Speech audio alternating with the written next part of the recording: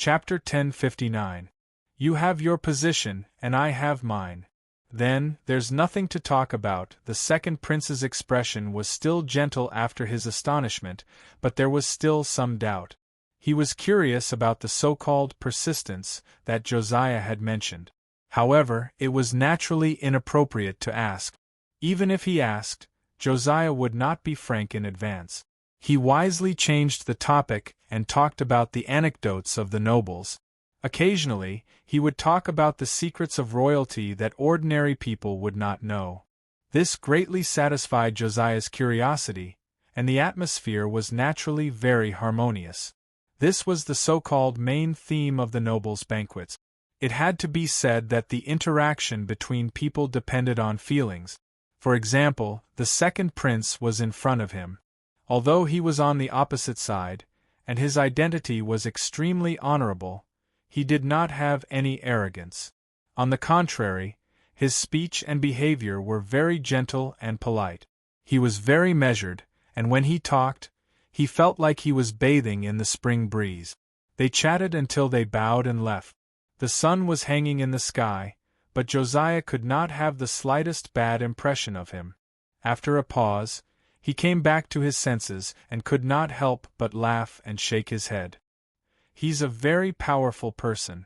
I didn't notice it just now.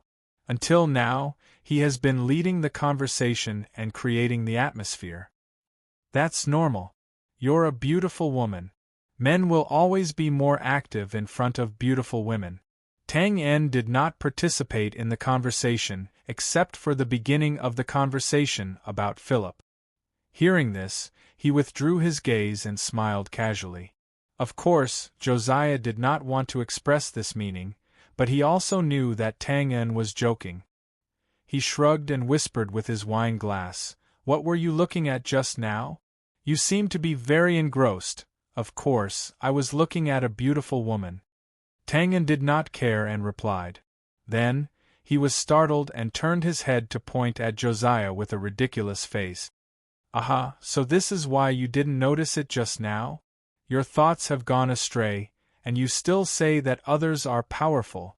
Josiah squinted his eyes, emitting a dangerous aura. He did not answer the question at all. Instead, he said softly and seriously, "Am I not a beauty?"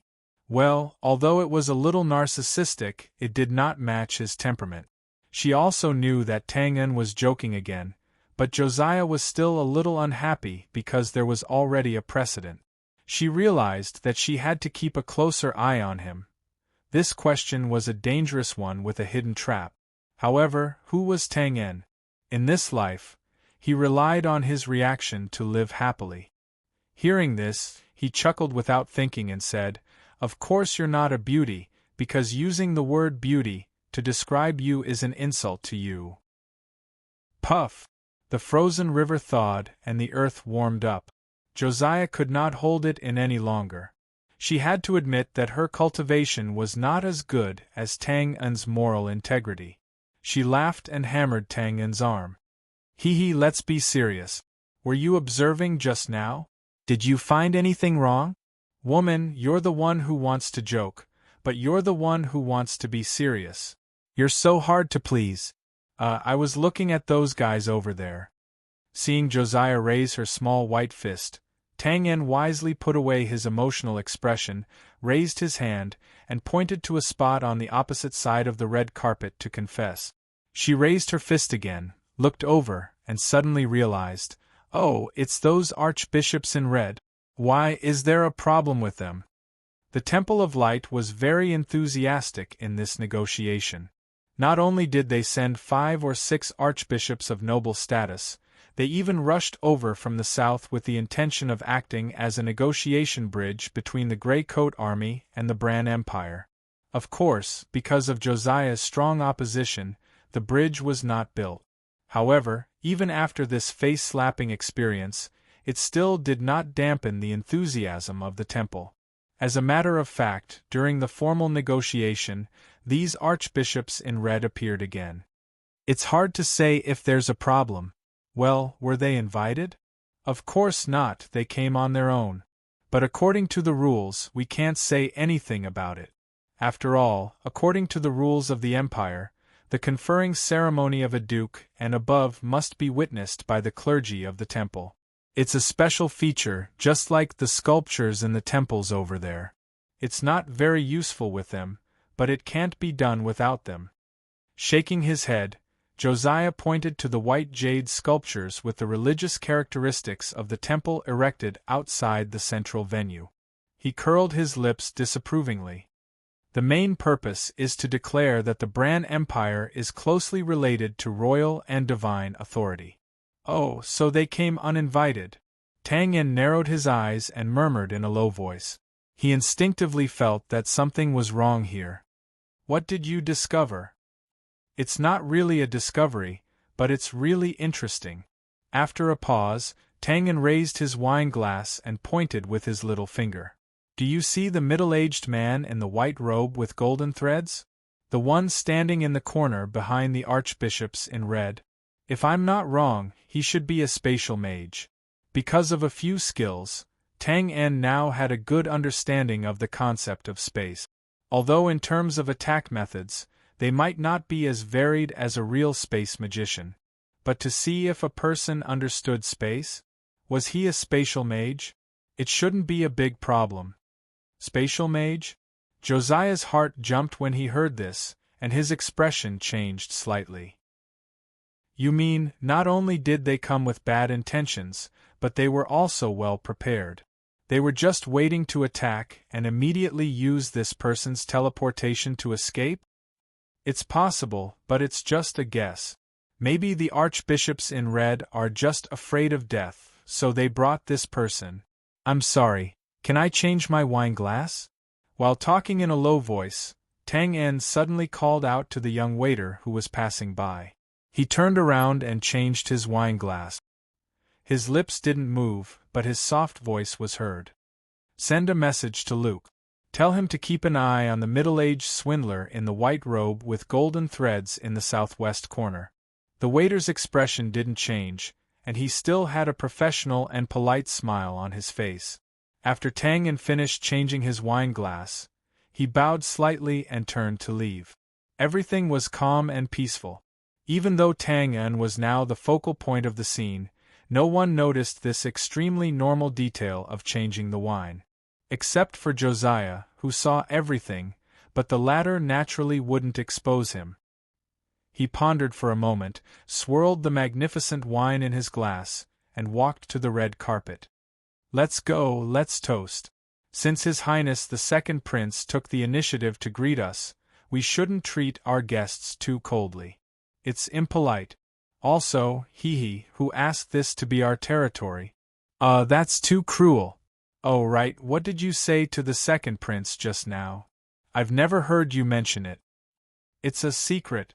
You'll find out later. After he finished speaking, Josiah lifted his chin slightly, and his expression gradually calmed down. In a short breath, the aura that Josiah exuded when he stepped onto the red carpet changed drastically. What replaced it was the arrogance that a victor should have. So he's going to seek revenge. Tang Yen shrugged, and indifferently followed behind Josiah with a glass of wine in his hand. What they bumped into were 4 or 5 nobles who were gathered together and chatting happily. Time is passing too slowly. When will the negotiation agreement be finalized? I don't want to stay here for a moment longer. Yeah, I feel like there's a filthy smell in the air, and the expensive red wine has an earthy smell that can't be suppressed. Haha, just bear with it a little longer, and it'll be over soon. Actually, you don't have to bear with it anymore. The 4 or 5 middle-aged and elderly nobles turned their heads in shock, and saw Josiah with an indifferent expression standing in front of them. He raised his glass and made a toast. Sorry, as the host, I didn't treat you well. Well, how about you finish this glass of wine? After you're done, I'll immediately send someone to send you back to the territory south of the Lano River. Silence, silence. Some things were not done because one was too lazy to fuss about it. If one did it, it would be to amuse them. The current Josiah, or rather, the current Grey Coat Army, had the right to be so confident. As for the victor, even if they were a little arrogant, a little overboard, or even humiliated them in front of their faces, the loser had to accept it. There was no other way. Who asked you to be so useless? Of course, this face-slapping job could only be done by Josiah now. The other high-ranking officers of the Gray Coat Army were not suitable. They were unable to move freely in this unfamiliar environment, and their auras were also severely suppressed. It was not necessary for them to do so. However, they were clearly the losers, and yet they were not ashamed of it. Instead, they were ridiculing the victors. There was no such logic in the world, was there? Say, shouldn't they be punished? Let them know whose territory the land they were stepping on belonged to. Soon, the atmosphere in the room changed. At this moment, it was the nobles of the negotiating team's turn to be stiff and silent. On the other hand, the high-ranking officers of the Gray Coat Army on the side of the red carpet were very excited as they laughed incessantly. Furthermore, they did not pay attention to etiquette, so they brazenly pointed at each other as they gulped down large mouthfuls of wine. They looked like they were enjoying watching a play. Even the bitter red wine in their mouths became tasty. Karma in this lifetime came very quickly indeed. Just as Josiah led Tang En in a seemingly cordial manner as the host, but in fact they were crushing their opponents' faces. A few archbishops in the corner of the venue looked up at the same time. They looked at the gloomy white sun that was about to reach their heads and retracted their gazes. They looked at each other and smiled meaningfully. It's about time. The other side should be ready. Why don't we take action now? It's too rushed. I suggest we wait a little longer. Wait for the negotiation agreement to be officially signed. Wait for this group of ignorant mobs to think that they have won and are at their most excited before we quietly launch an attack. Hehe, I agree. I also want to see the painful expression on their faces as they suddenly fall from extreme joy to a bottomless abyss. Oh, Father God above, I guess it will be very exciting. I'm really looking forward to it. Chapter 1060. On one side there was silent mockery, and on the other side there was a strong slap in the face. There was a back and forth, mixed with some idle chatter and undercurrent. It was noon. With the cheerful sound of string instruments, which were suitable for the atmosphere of the banquet, it suddenly changed into an imposing and majestic movement of trombones and heavy drums. The negotiation officially began. The noble negotiation team and the high-ranking generals of the Gray Coat Army were still standing on both sides of the red carpet. They were either responding to each other or applauding fiercely. Their gazes met as they watched Josiah and the second prince of the empire at the end of the red carpet. Then, they looked at each other, smiled, nodded, and stepped on the red carpet together. Stepping on the scattered petals, they walked toward the high platform in the center under the gazes and applause of the crowd. Josiah looked happy. From time to time, he nodded lightly to the people on both sides of the red carpet to express his gratitude. There was an unconcealable reserved smile at the corner of his mouth. On the other side, although the second prince was the loser and inevitably felt awkward, he was still quite graceful. He did not rush to leave. Instead, he also clapped his hands lightly and walked slowly with Josiah. Putting aside whether his psychological activities were sincere or not, at least he was absolutely passable on the scene. This was the true demeanor of a noble. In comparison, all the talk of biting off teeth and swallowing it into the stomach was so weak. Tang En, who was standing below the negotiation platform, glanced roughly and smiled. He did not make any comment. He also did not have time to make any comment. His gaze swept across the entire venue without batting an eyelid. Tang En's profession was an assassin. Scheming and plotting in the dark was a professional skill. Therefore, he knew very well that if there was going to be a problem today, it should be at this critical moment. The noble negotiation team did not make any unusual movements. Although most of them looked like they were attending a funeral, there was no underhanded action. There was also no abnormality at the peripheral guard. There was no disturbance.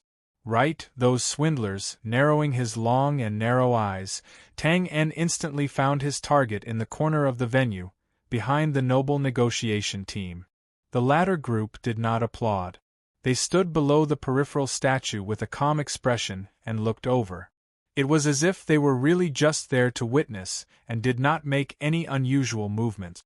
With a frown, Tang En instinctively sensed something strange. The other party's demeanor and actions were too calm.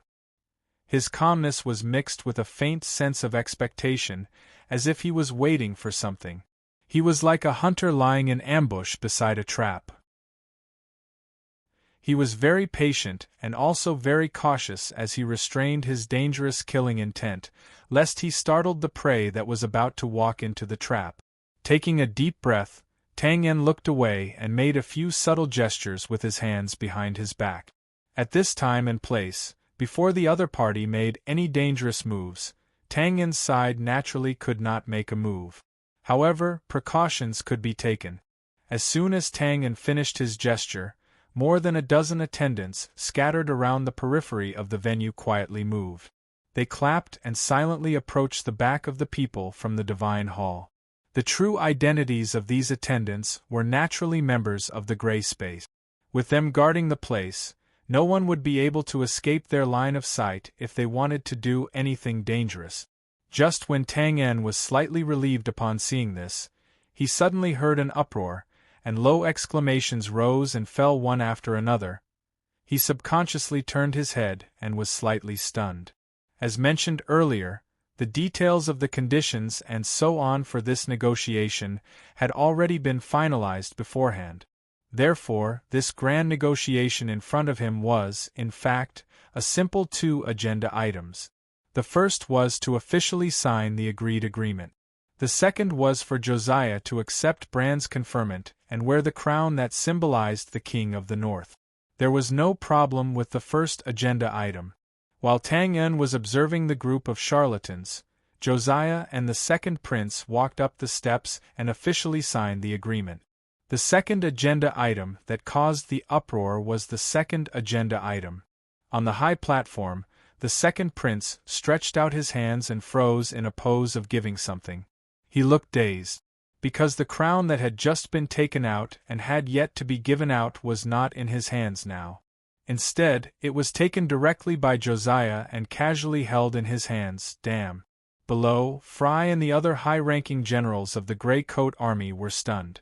Obviously, they did not know about this beforehand and were momentarily caught off guard. As for the aristocratic negotiation team on the other side, after witnessing Josiah's obviously rude behavior, they were instantly enraged. Ridiculous! How dare you? How dare you? Isn't he from a noble family? Why doesn't he know the rules at all? Even if he doesn't kneel down to receive it, he can't be so presumptuous. What is this? Is he robbing? Ha! Coming back to his senses, Tang En shook his head and grinned silently. Is this what you meant by "I have my own principles"? Sure enough, it was sharp. On the high platform, Josiah's expression was indifferent, as if he did not hear the reprimands and doubts below. He weighed the luxurious crown in his hands and calmly said, "Thank you, Your Highness, for sending the congratulatory gift from thousands of miles away. I received it and am very happy." That's it, that's all. But please note the words Josiah used. It was a congratulatory gift. It was not a conferment, nor was it a reward. This meant that the reason why Bran sent the crown was not to confer Josiah the title of King of the North. Instead, it was because after the Grey Coat Army conquered the North, he sent a congratulatory gift to her, the leader, as the icing on the cake. From another perspective, Josiah's actions meant that now the North belonged to the Grey Coat Army. This result was not bestowed by the Bran, but by the Grey Coat Army. It was snatched from the Bran by the Bran, just like how I snatched this crown from the second prince's hands. This was called a spoil of war, not a superfluous conferment of a title. As soon as he finished speaking, the higher-ups of the Grey Coat Army reacted and were instantly agitated. They immediately taunted the crowd opposite them. "Ha ha, well said, leader. This stupid crown is a congratulatory gift. Look at how petty you are. Robbing? So what if we are robbing you? If you don't like it, you can take it back. That's right, if you don't like it, bring out your army and fight with us. Why bring out your army? I think it's better to fight now. Hey, don't say that we are bullying you. Guards outside, listen up. No one is allowed to come in to help later.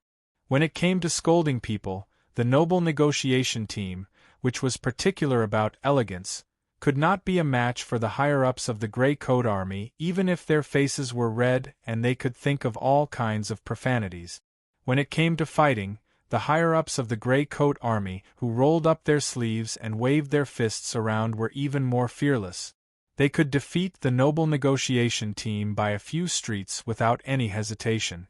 Thus, in a short moment, the atmosphere of the venue reached a chaotic climax for the first time. Of course, it was impossible to really rush over and fight with bare hand. After all, everyone was a person of status. Therefore, after a while, shoes, hats, and small potted plants that could be moved around became the most suitable weapons. For a moment, the red carpet was filled with shoes and hats flying in the air, flowers and plants coming and going. It was a wonderful scene.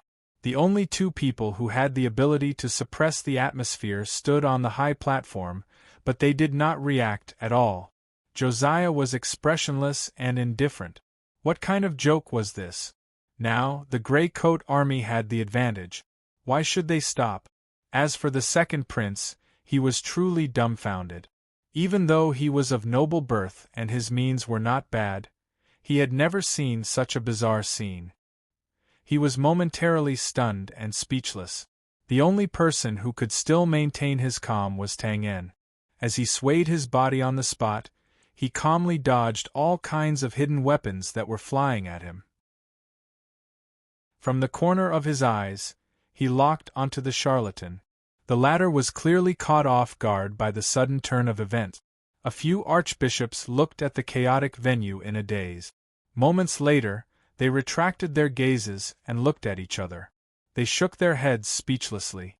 Following that, they nodded their heads gently. The corners of their mouths curled up, as though they had decided on something. Instantly, a cold, sharp, and dangerous feeling exploded in Tang En's heart.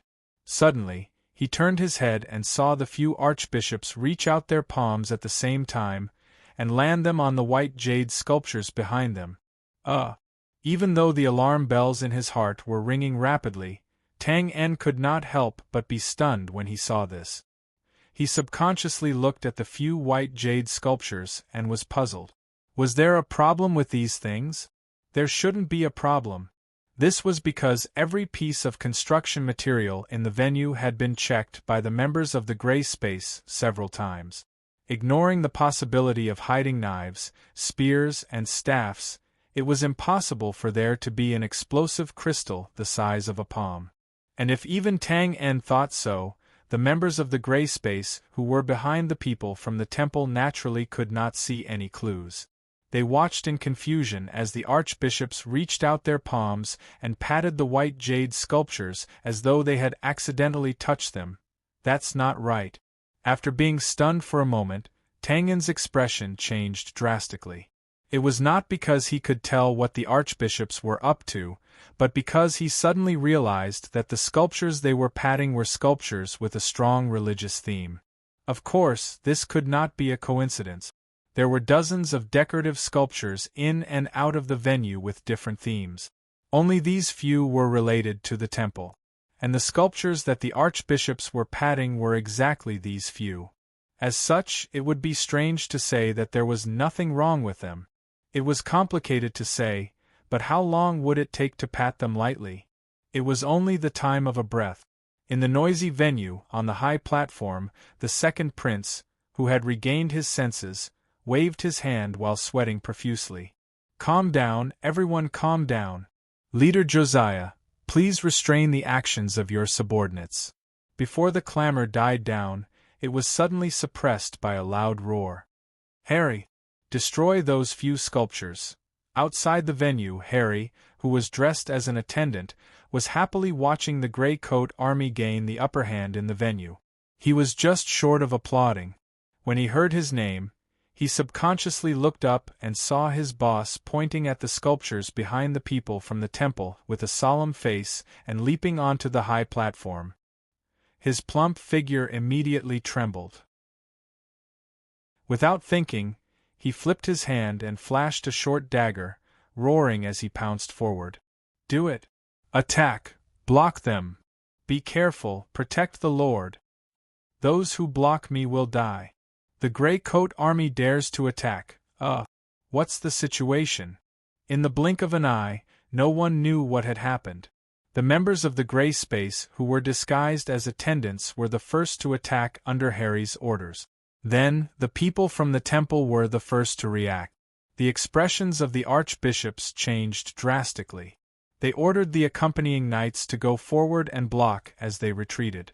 Then, the guards of the aristocratic negotiation team regained their senses. When they saw more than 10 attendants pulling out short daggers and pouncing towards the venue, they thought that the Grey Coat Army was planning to take advantage of them. They hurriedly rushed into the venue to protect their master. Finally, the aristocrats and the high-ranking generals of the Grey Coat Army, who were happily scolding in the venue, looked at the back with a blank expression. They had no idea what had happened. Chapter 1061. Although it was a negotiation, they were still on opposite side. Therefore, when the situation suddenly changed, the people in the field were not afraid to speculate their opponents with the most vicious thoughts, and subconsciously made the choice that was most beneficial to their own interests. Therefore, in a short moment the outside of the field was in a mess. Around a few religious-themed statues, the members of the Grey Space, the Temple Guard Knights, and the aristocratic guards who rushed in. The three sides were tangled together, and only the fierce collision of weapons and the continuous roars and screams could be heard. It was difficult to tell who was who, not to mention who was friend and who was foe. Those involved could not see clearly, and the onlookers could not see clearly. On the high platform, Joshua and the second prince looked down from above. Naturally, they saw the chaos from the beginning to the end. However, this did not mean anything. They retracted their gazes and turned to look at each other. Their expressions were cold, and they subconsciously stepped back. "You Bran! You Grey Coat Army! Damn it! You Grey Coat Army have guts!" When it came to instantaneous reaction, ordinary people were naturally not as good as warriors who had experienced hundreds of battles. Before Josiah and the second prince could question each other, the second prince's personal guard, who was also a royal consecrator, was instantly furious. He stepped forward and protected the second prince behind him. Then he angrily attacked, and one of his palms was covered by the fighting light of thunder. "Go away!" Before the fighting light of thunder landed, a faint figure flashed in front of Josiah like a ghost. He raised his hand slowly, and a blood-red demonic blade flashed in an instant and cut the old man's wrist. Needless to say, this was Tangan. Others needed time to react, but he, the source of the chaos, certainly did not. "Get out of the way!" The second prince saw it clearly from the side and immediately cried out in alarm. He did not know what realm Twain's strength had reached, but judging from the other party's valiant record of being able to retreat unscathed under Wooding's sword, it was not something a mere royal family consecrator could resist. Even the second prince, a dabbler in martial arts, could sense it. Of course, the imperial family consecrator who attacked was even more aware of the terrifying danger hidden in the strange blade. His expression changed abruptly, and he withdrew his hand and retreated, decisively giving up the attack. However, no matter how fast he retreated, Tang En did not intend to let him go just because he attacked Josiah. He took another step forward and raised his blade even faster.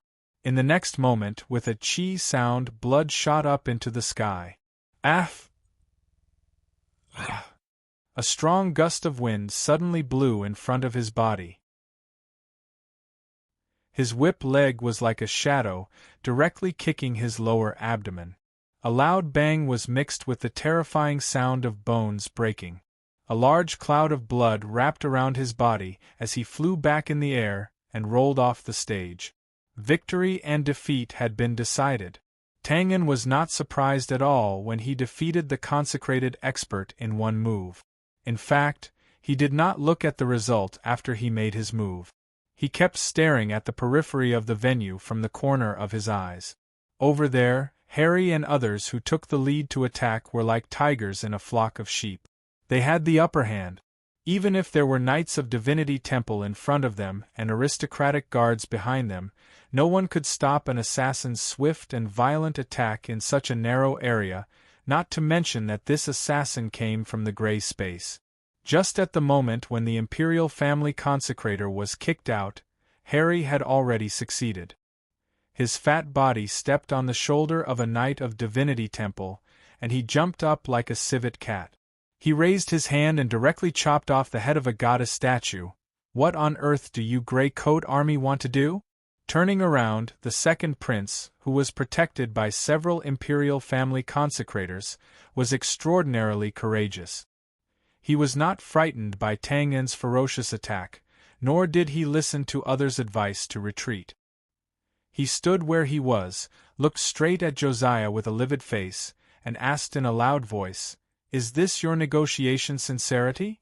Josiah crossed his arms and remained silent. The current chaos was indeed caused by Tang En's violent roar, and they were in the wrong. However, she believed in Tang En's judgment. Tang En looked at the second prince's angry expression, which did not seem to be fake. His heart skipped a beat, and he was about to open his mouth to ask a question. Suddenly, the flags of the Brand's palace and the Grey Coat Army around the venue suddenly fluttered, although there was no wind. Then, everyone in the venue felt their bodies suddenly become heavier, as if a millstone had suddenly appeared on their backs. It was so heavy that they could not breathe. Ouch! People who had combat energy or magic power were still fine. Even if they were heavily burdened, they would not make a fool of themselves on the spot. For example, the members of the Grey Coat Army who jumped into the air not far away. Even though their bodies were slightly swaying in the air, they still insisted on kicking over the statue before falling to the ground. However, the people from the Noble Negotiation Group and the high-ranking elders from the Grey Coat Army could not stand it anymore. Their legs went soft and they were the first to fall to the ground. They looked really embarrassed. It was not only the venue that was affected. As far as the eyes could see, the roof tiles of the surrounding town seemed to be suddenly cast by magic. At first, they trembled slightly, but soon, they jumped violently. The clattering sound was mixed with the faint screams of the town residents from all directions. The tiles randomly reflected the dim light of the sun in the sky. It was grotesque and variegated, as if it was a sign before the end of the world. It was terrifying. What's going on? Coercion, this is coercion. Impossible. What kind of coercion can cover the whole town? It can't be an earthquake. In the midst of the confused guesses, the people in the venue panicked. Could not be said that they had not seen the world. Whether it was the nobles who had seen the prosperity of the world or the high-ranking generals of the Grey Coat Army who had personally experienced the Battle of Kukwa, they could all be said to have rich experience. But even so, they had never seen such a terrifying scene. It was as if the whole town was hiding an active volcano that was about to erupt, or as if the whole town was at the mouth of an evil dragon, trembling and struggling in vain. Tang En did not panic. Or more accurately, when he realized that there was something wrong with the statues, he was already mentally prepared. He looked up at the sky. It was indeed coercion. And if he did not guess wrongly, this was the coercion of a big move that was about to arrive, and not some natural disaster. And the source of the coercion was the sky above. But perhaps it was because it was in the early stages, the sky was still dim, and no abnormalities could be seen. Without hesitation, he retracted his gaze and turned to look at the few archbishops who had retreated to the corner. They laughed maniacally. "Ha ha! Foolish and ignorant mortals, do you know that this is the supreme power of God? Perhaps knowing that his little trick had been exposed, under the baffled gazes of the crowd, one of the archbishops looked down at his surroundings. A cruel smile suffused the corners of his mouth as he waved his hand and laughed. While you can still open your mouth, scream as much as you want and enjoy this boundless fear. You have nowhere to hide, nor can you resist. You are destined to be reduced to dust under God's punishment along with this maple town. Ha ha! My lord! What do you mean? Are you joking? Some of the nobles came back to their senses when they heard this. They looked at the archbishops in a daze, unable to believe what they had just understood. Continue acting. Idiot, isn't this obvious enough? Do you really not know? The high-ranking generals of the Grey Coat Army were also stunned after subconsciously mocking them. They looked at the group of nobles in a daze and suddenly laughed. Haha, so it's an internal conflict. Interesting, very interesting. These charlatans want to kill all of you as well, idiots. It's really you. Tang En took a deep breath. His expression was unperturbed, but the rock in his heart was gradually sinking. The situation at hand was obvious. Since this powerful move that had yet to materialize had already enveloped the entire town, its power was definitely not weak. Under such a large-scale killing move, what he could do was extremely limited. He could not save many people, unless he could quickly find and kill the person who created this powerful move. With this thought in mind, Tang En quickly swept his gaze towards the few statues that had caused the anomaly. But at this moment, there were loud bangs as the gravity increased once again. This time, the ones who collapsed were the ordinary guards. Some of them were on the side of the nobles, while others were on the side of the Grey Coat Army. They raised their heads and roared in indignation. They struggled to get up, but they were pressed to the ground by an invisible force, unable to put up any resistance. Not far away, Harry, who was destroying the statues, also swayed. The short dagger in his hand could not be swung down. He turned his head to look blankly at Tang En. There were a total of 6 statues, but they had already destroyed half of them. However, the pressure on them did not lessen at all. Instead, it increased. Could this thing still be destroyed? Ha ha! The Arch-Cardinal shook his head and laughed again. His face was filled with mockery. Foolish, foolish, a bunch of fools. I already told you that this is the power of God. How can it be so easily destroyed by mortals like you? Pause for a while seemed to recall something as he sized up Tang En from afar. You are that Tang En, right? Heh, I heard that your movement techniques are outstanding and that you are extremely fast? Tang En did not have the time to bother with him. He looked into the distance as he knitted his brows tightly. He constantly sensed the source of the danger. If there was an attack, there was definitely an enemy. This was nonsense, but it was also the truth, and the attacks could be roughly divided into 2 types.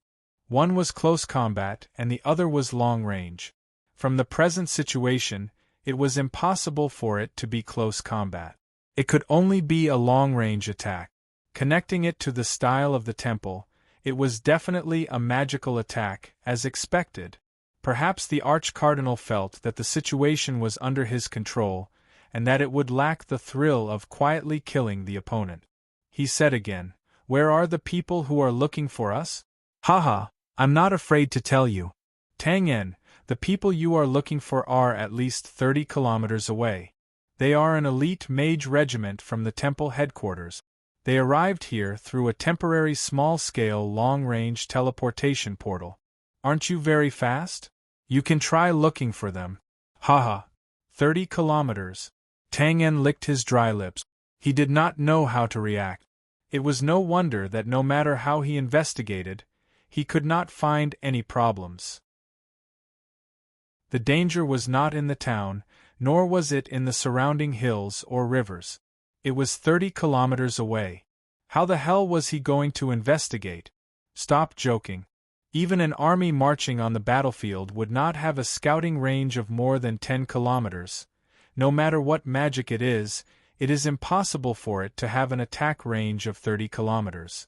On the high platform, Josiah, who had calmed down, questioned coldly. "Oh, I forgot that there was a mage here." The arch-cardinal smiled and answered proudly, "Of course it is impossible with ordinary magic, but what if it was sent here through an ancient spell formation?" Another ancient spell formation. Josiah frowned. She was a mage herself, so of course she knew that once the ancient prefix was added to the already mysterious magic, it could not be understood with common sense. But after thinking about it, she shook her head. Even with an ancient spell formation, it would not work. How are you going to lock onto the target? This was the key. Magic was mysterious and unpredictable, but no matter how long range it was, there was always a distance limit. Beyond this distance, even if the magic could reach, how could it ensure that the attack was accurate? However, the moment Josiah asked this, Tang En, who was at the side, was slightly shocked. He subconsciously raised his head and looked at the few white jade statues again. He did not notice it earlier, but now that it was shattered and reflected against the limestone floor, he realized that the fragments were faintly emitting a gentle white glow that was not noticeable. "Oh? You noticed it?" Noticing where Tang En was looking, the arch-cardinal smiled proudly. "That's right, these few statues are used to point out the direction. The materials used to construct them are somewhat special and rare. Usually they are just ordinary objects, but if they are slightly triggered with light magic, they will automatically react. Even if they shatter, it will not matter. It is laughable that you ignorant fools have been inspecting here for days without realizing that the real danger is right under your noses." Tang En was speechless. Harry, who was in charge of inspecting the materials in the venue, was also speechless. They could not be blamed for this. The world was huge, and there were all kinds of rare treasures. Not to mention that they did not know much about magical materials, it was even more out of the question for such a rare and unpopular material. Didn't they see that Josiah, who was a mage, was also at a loss when he heard this? This was really not something they were good at. No wonder you were so enthusiastic when you gathered the craftsmen and gathered the materials to set up the venue. In the silence, the second prince clenched his fists tightly and looked at the arch-cardinal. "So you wanted to mix these special statues with the decorations and transport them here?" "That's right." The arch-cardinal smiled indifferently. "I'm sorry, Your Highness, but you will have to die here today." Pause for a while pointed at Josiah and Tang En. "Of course, the culprits are this group of rioting bandits." As soon as he finished speaking, the group of noble negotiators who were pinned to the ground immediately cursed. "Bastard! Are you crazy? Traitors, traitors! You have been supported by the Empire for so many years, yet you have committed such despicable acts that are tantamount to treason. The Imperial Court will not let you off." Amidst the cursing, the Grey Coat Army could not help but look at each other in shock and horror. There really was internal strife, and it was a rebellion in the Temple of Light. The corner of the second prince's eyes twitched, but his expression did not change much when he heard this, as if he had already expected it. He sneered sarcastically, "It was my elder brother's idea, right? Humph, I didn't expect you to choose this brute in the end." Of course, the arch-cardinals did not care about these curses. On the contrary, they were enjoying it now. Whether he is a brute or not is not important. What is important is that he does not harm the interests of the Temple of Light. On this point, perhaps Your Highness the second prince should really learn from your boorish elder brother. He shook his head. "You shouldn't have negotiated with the Grey Coat Army, otherwise we wouldn't have made a decision so quickly." This was the crux of the problem. Bran now had two enemies, the Northern Wilderness tribes and the Grey Coat Army. To put it bluntly, even if the Empire fell one day, the people would not die, and the nobles would not be completely wiped out. However, only the Temple of Light would die without a burial place. This was because whether it was the Grey Coat Army or the barbarian sect of the Northern Wilderness tribes, they all hated the Temple of Light, who was constantly playing tricks behind their backs. As such, the Temple of Light would naturally not sit by and watch the Empire and the Grey Coat army negotiate peace. The second prince curled his lips in disdain. Learn from him? He will only lead the Empire to destruction. Or it will be completely devoured by you greedy vermin of the Empire. Ha, well said. The winner was always generous. Instead of being angry, the arch-cardinals shrugged in a relaxed manner. That is why we chose the first prince and not you, your highness. Now, it seems that this is an extremely wise decision. Pause for a while and inadvertently looked back. The white-robed, golden-edged middle-aged man who was hiding behind the arch-cardinals nodded and immediately clapped his hands and laughed. All right, let's stop here. I will let you know the inside story so that you won't die in a daze. This is the limit of what we can do. Ha! No need to thank me. This is a gift from Father God. With that, he raised his hand and made a prayer gesture in front of him. Despite the constant cursing around him, his expression was still benevolent and extremely pious. At this moment, an indifferent voice interrupted. Are you done? Chapter 1062. Are you done? Countless classic tragic cases had long proven an irrefutable truth, and that was, the side that had the absolute upper hand should never talk nonsense or be arrogant. It was best to directly kill the opponent with a single blow. Otherwise, the ending was destined to be another bloody and tragic case. Of course, to be honest, the arch-cardinal's actions were not blindly arrogant. The reason why he had revealed all his plans and schemes was mainly to attract everyone's attention, so as to allow his companions behind him to cast their teleportation spells without being disturbed. Unfortunately, his acting skills were useless in the eyes of Tang En. How could Tang En, who already knew that there was a spatial magician in the opposing team, turn a blind eye to it? The reason why he did not interrupt and was not in a hurry to take action was because the sky above him was undergoing a drastic change. That's right, while the arch-cardinals were delightfully recounting the cause and effect, constantly attracting hatred, Tang En's attention was constantly focused on the quietly changing sky. The most obvious change was the disappearance of the gloomy sun that hung in the sky. The surroundings of the town gradually turned dark and gloomy. No. To be more precise, a faint and majestic phantom appeared out of thin air. It completely blocked out the gloomy sun's rays and cast a large shadow that directly enveloped the town. As he observed, the phantom rapidly solidified. Although he could not see the full picture, he could roughly make out its outline. It looked like a giant with a heavy sword in its hand. Waves of suppressive force emanated from it like solid water ripples. It was terrifying to look at. However, what was the large shadow on both sides of its body? A cloak? Or wings?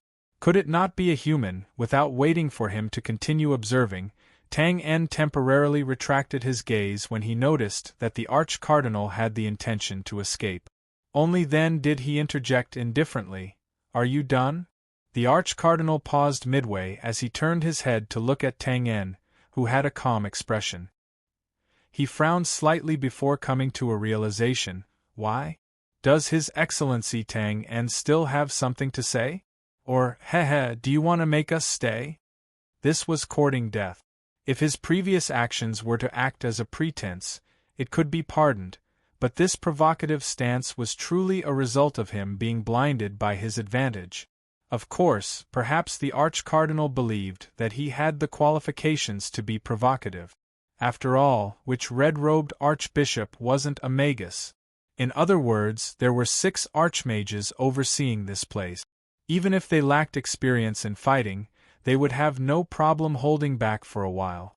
More importantly, they didn't have to worry about the future. However, Tang En was annoyed at this moment. Before the arch-cardinal could reply, he continued his arrogance and casually interrupted him. "Leave all of you behind. Why would I need to do anything?" With that said, there was a shrill whistle. Quick, extremely fast.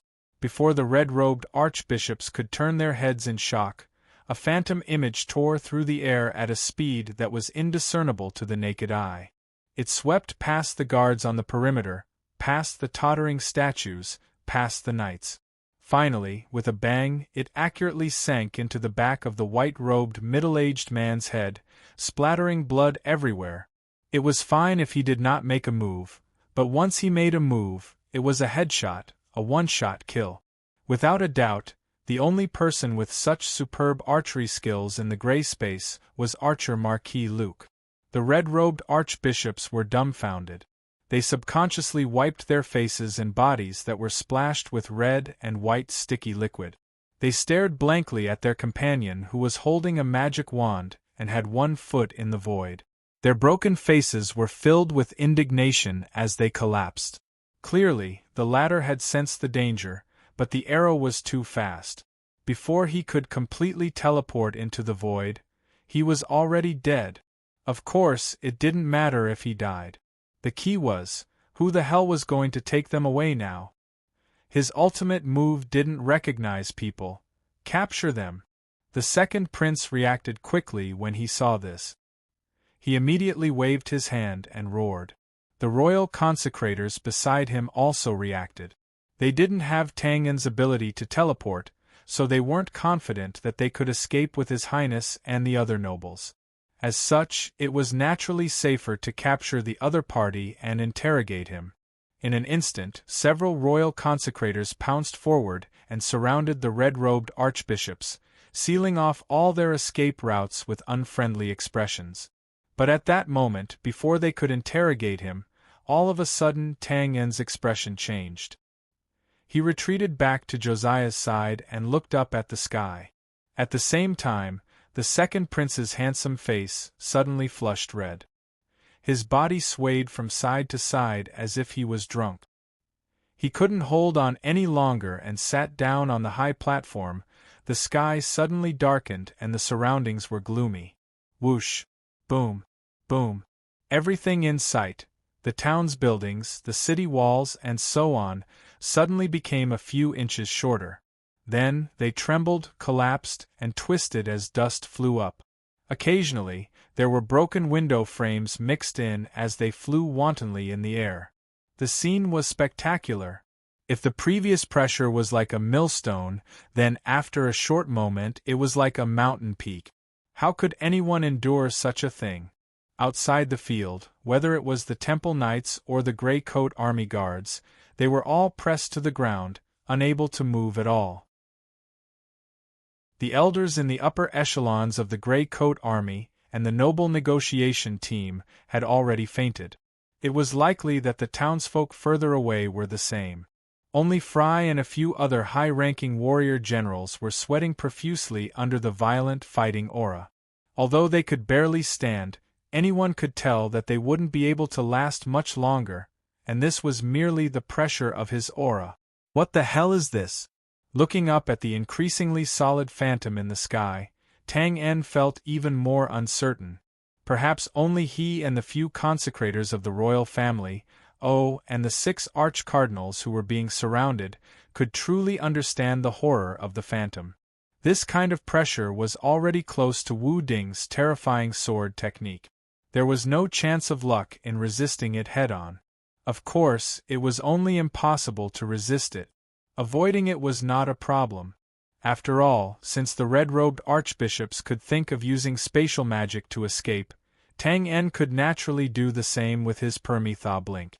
It was just that he wouldn't be able to save many people in the terrifying silence. David and the other members of the Grey Space gathered silently behind Tang En. They brought Fry, Fei Rue, and little Carol. If Tang En wanted to leave, this was probably all he could save. Tang En did not move. Teleportation was only a matter of seconds, so he was unwilling to leave so easily until the last moment. Moreover, if he left, it would basically mean that the Grey Coat Army's superstructure would be destroyed in an instant. Even if Josiah and Fry could survive, they would only be commanders without men. He did not interrogate the surrounded red-robed archbishops. Under such circumstances, it was impossible for them to lie. As such, there was no need to interrogate them. After all, the real enemy was in a corner 30 kilometers away. Even if he cut them into pieces now, it would be useless. Tang En stayed here because he wanted to see with his own eyes what the ultimate move looked like after it was formed, and whether there were any flaws to exploit. If there was really nothing else he could do, then he could only leave. But of course, Tang En did not care about those frauds who were overjoyed. There would naturally be someone to interrogate them on his behalf. It should be known that in addition to the high-ranking generals of the Grey Coat Army, there was also the second prince and a group of prominent aristocratic negotiators. If the latter all died here, it would not be a small joke. Haha, you can't escape, you can't escape. All of you will die here, including me, haha. Perhaps it was because of the sudden change in status from a controller to a prisoner, the difference was too great, but one of the red-robed archbishops seemed to have gone crazy. His old face twisted in despair, and he roared with ear-piercing laughter. Do you know what the temple's elite mage group is? Do you know what God's punishment is? Do you know what? F***ck. Without waiting for the long-winded old faker to announce the answer, Tang En and the others, who had been looking up at the sky, suddenly widened their eyes. Their mouths formed a funny O shape, and they were dumbfounded on the spot. What the F***ck? Did it really grow wings? That's right, the giant figure suspended in midair had revealed most of its true body. It held a pitch-black heavy sword in its hand, and its body stood tall, majestic and tall. However, its face was extremely feminine, and its long, bright golden hair was draped over its back, making it difficult to distinguish its gender. Well, that was not the main point. The main point was that the two shadows on the giant's back were actually a pair of wings. Black on the left and white on the right, they covered the sky, strange and eye-catching. Stunned for a moment. This thing. Opening his mouth, Tang En turned his head stiffly to look at Josiah, who was also stunned, and asked uncertainly, "Birdman, angel?" That was unprofessional. No matter how one looked at it, the thing in front of them did indeed look like the angel in Tang En's impression. But the reality was that there was no concept of an angel in the other world, at least there was no such name. In the other world, the professional name of this thing was emissary. Fallen. Emissary of the fallen. Meredith? On the mountain road dozens of kilometers away, Owens, who was galloping wildly on his horse, looked up and almost fell off the horse.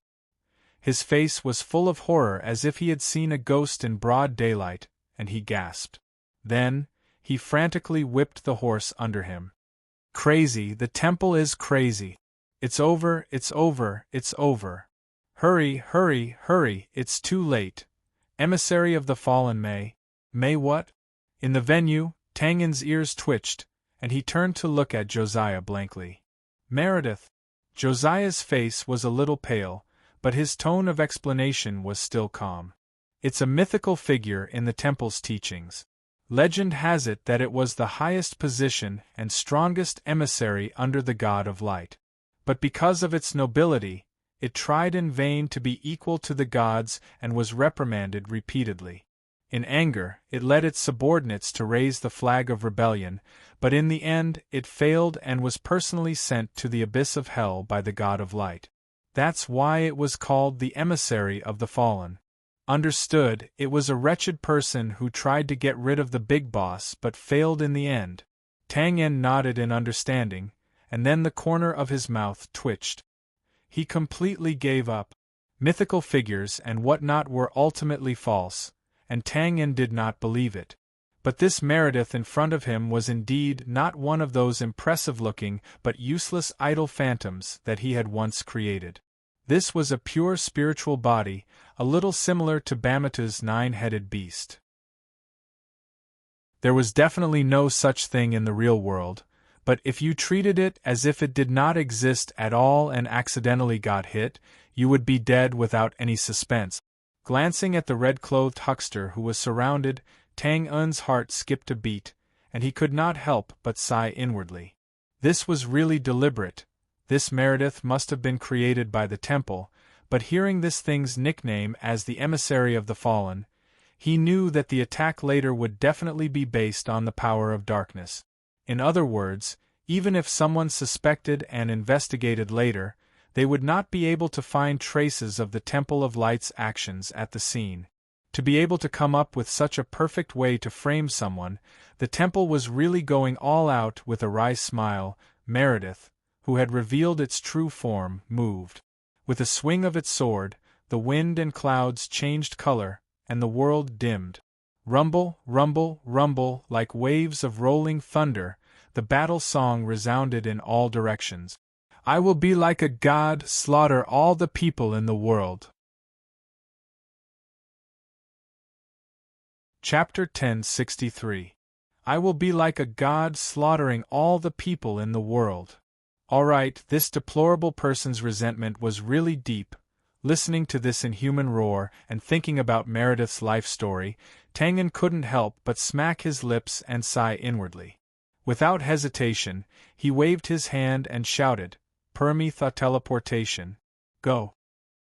His fingers swiped down in the air like a sharp blade slicing through the surface of the water. Suddenly, ripples appeared out of thin air a foot in front of him. Instantly, a pitch-black pattern appeared. Then, in a short breath, it rapidly expanded horizontally, like a bloody mouth that was constantly expanding. If it was just Tang En alone, there was naturally no need to mobilize so many people. With a thought, he could escape into the void and escape in an instant. But now there were dozens of people here. Tang En naturally had to open a space passage in advance so that everyone could enter one by one. To be honest, it was also the first time Tang En brought people to teleport, so he was very nervous. If not for the previous battle on the river, where Tang En was forced to step into the spatial turbulence and luckily came out from the eastern coastline, which could be considered as having accumulated some experience, he really would not have dared to try this. Of course, in this life and death moment, even if he wasn't confident, he had to bite the bullet. But at this moment, suddenly, "Boss, be careful." A strong wind blew, and the fighting aura was violent. David's expression changed drastically. It turned out that when one of the imperial family's consecrators saw that a space passage was opened, he immediately had the greedy thought of occupying it. He immediately abandoned the crazy conman and stepped forward without thinking, brandishing his sword. In the blink of an eye, the sharp sword had already reached Tang En's back. The speed of the sword was extremely fast, and the timing was just right. Most importantly, the choice was not wrong. The terrifying Meredith in the air only had to raise her sword, and Tang En had to kneel when he saw the power, let alone these imperial family's consecrators. So the situation was very simple: whoever stayed would die. And in such a crisis, as long as there was a chance of survival, naturally everyone would want to occupy it alone. But his mistake was that he shouldn't have chosen Tang En to attack. "You're courting death." Tang En didn't turn around. The corners of his mouth twitched slightly as he spat out these cold words with an expressionless face. In the next moment, the Do Mang longsword accurately pierced Tang En's back, penetrating through in an instant, and piercing towards Josiah, who was in front of Tang En. It was also at this moment that the smile on the imperial consecrator's face froze. His pupils constricted rapidly, and they were filled with fear and bewilderment. It wasn't just because of the feeling of emptiness that came from the body of the sword. More importantly, the tip of the sword felt as if it had collided with a mountain, unable to move an inch further. Even his body became sluggish, unable to move at all. Of course, the above was only what the imperial consecrator felt. In the eyes of others, it looked as if he had swung his sword to launch a sneak attack and successfully pierced through Twain's body. Then, an ordinary blade suddenly flashed past his back and lightly leaped onto his neck. With a horizontal pull, the crisp sound of Twain's throat bone cracking could be heard. Their silhouettes intertwined. Whoosh, the round object was thrown to the left, while the silhouettes flew to the right. What connected them was a floating stream of blood, like a red banner. It was natural and shocking to the eye. Stepping forward, turning around, and killing intent was released. Indifferently looking at the Imperial consecrators who quickly gathered around and suddenly stopped because of the tragic sight of their companion's corpse, Tang En casually shook off the blood beads on his dagger. His expression was as calm as water. Those who take one step forward die. Shadow Doppelganger and Slaughter Feast stacked together in exchange for a great head of a void-level powerhouse. This was to establish his power. The scene instantly went silent. The few Imperial consecrators felt suffocated when they heard this. An icy cold killing intent covered the heavens and the earth as it pressed down. Their expressions instantly went pale as they subconsciously took a step back in unison, and they were extremely terrified. Just a simple face-to-face confrontation, and a void-level powerhouse fell just like that. What kind of terrifying combat power was this? They couldn't estimate, and they didn't dare to test and estimate anymore. The greed that had just risen in their hearts was instantly drowned by great fear. "It's you, Night Demon Tang En?" Feeling the cold killing intent that could almost completely crush people's nerves, one of the Imperial consecrators glanced at the dark dagger in Tang En's hand. His expression changed again, and he exclaimed involuntarily. The other Imperial consecrators' faces also turned pale, as if they remembered something. They looked at Tang En with even more horror. "Night Demon." Tang En was stunned when he heard this, and he couldn't help but frown slightly. "This is a nickname? I'm King Voldemort. What kind of stupid nickname is this?" What Tang En didn't know was that his name might not be prominent elsewhere because of his habit of keeping a low profile, but in the Imperial Court Consecrators' Hall, he was famous for being a fierce person. Think about it, the Imperial consecrators that Wen Silin had brought out of the encirclement, as well as the Imperial consecrators that had accompanied Wu Ding not long ago, added up to at least 2 digits of consecrators that had died in his hands. The void-level powerhouses that were originally rare existences were like slaughtering chickens and sheep in his hands, one after another. Thus, his name naturally became known to the rest of the consecrators, including the unique dagger that Lena had made for him. Because of this, they gave him a fierce name, Dark Night Demon. Night referred to Tang En's assassin style. As for demon, on one hand, it said that Tang En was like a demon when he killed people. His hands were covered in blood, and the souls of the dead hung on his body. On the other hand, it also pointed out his combat habit. It was like the teleportation of a space magician, and it was impossible to guard against. Well, even if Tang En did not buy this nickname, he still had to admit it. But a person's name was like a tree's shadow. The rest of the Imperial consecrators completely dispelled the idea of getting lucky in their heart. They watched as Tang En gathered the people again and came to the entrance of the space that was about the height of a person. They didn't dare to make the slightest move. "Dark Tang En, Your Excellency." After hesitating for a while, one of the Imperial consecrators braced himself and spoke in a pleading tone. "I didn't know it was you before. Please forgive me for offending you. And, no matter what, His Highness the Second Prince didn't offend you, so—" He probably didn't understand Tang En's personality, so his words were very hesitant and he didn't have the confidence to plead. But of course, Tang En could understand his intentions, but he didn't look at the second prince who was lying on the side struggling to breathe.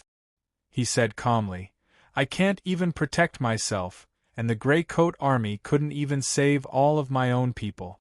Do you think I'll save someone unrelated to me?" But the second prince, he's His Excellency Philip's friend. Since his request didn't work, he tried to use the favor card. Luckily, he could immediately remember the relationship between Tang En and Philip. Tang En laughed when he heard this, then shook his head indifferently. "If Philip is here, I'll save him. But others I won't save." Pausing for a moment, he waved his hand and said, "I advise you not to have any ideas about me. Why don't you take advantage of the fact that the thing above hasn't gone berserk and leave with your second prince as soon as possible?" Who knows, you might be able to escape this calamity. As soon as he finished speaking, he beckoned Joshua and the others to hold hands and walk into the space passage, ignoring them. This wasn't the time to lend a hand just because of a favor. Tang En paid a lot of attention to the people around him. Whether it was family or friendship, as long as they acknowledged it, he would never be stingy in lending a helping hand. But unfortunately, the second prince, whom he met for the first time, clearly did not belong to this category. Even if his impression of him was good, even if the second prince's attitude was indeed very good, but that was it. They were strangers who met by chance and nodded at each other. Moreover, the Grey Coat Army's high-ranking generals who had fainted now, even if their relationship with Tang En was ordinary, they would still see each other frequently. Their level of intimacy was definitely higher than that of the second prince. Even Tang En couldn't save them, let alone this unrelated second prince, at this moment. You still want to escape this disaster? Just them?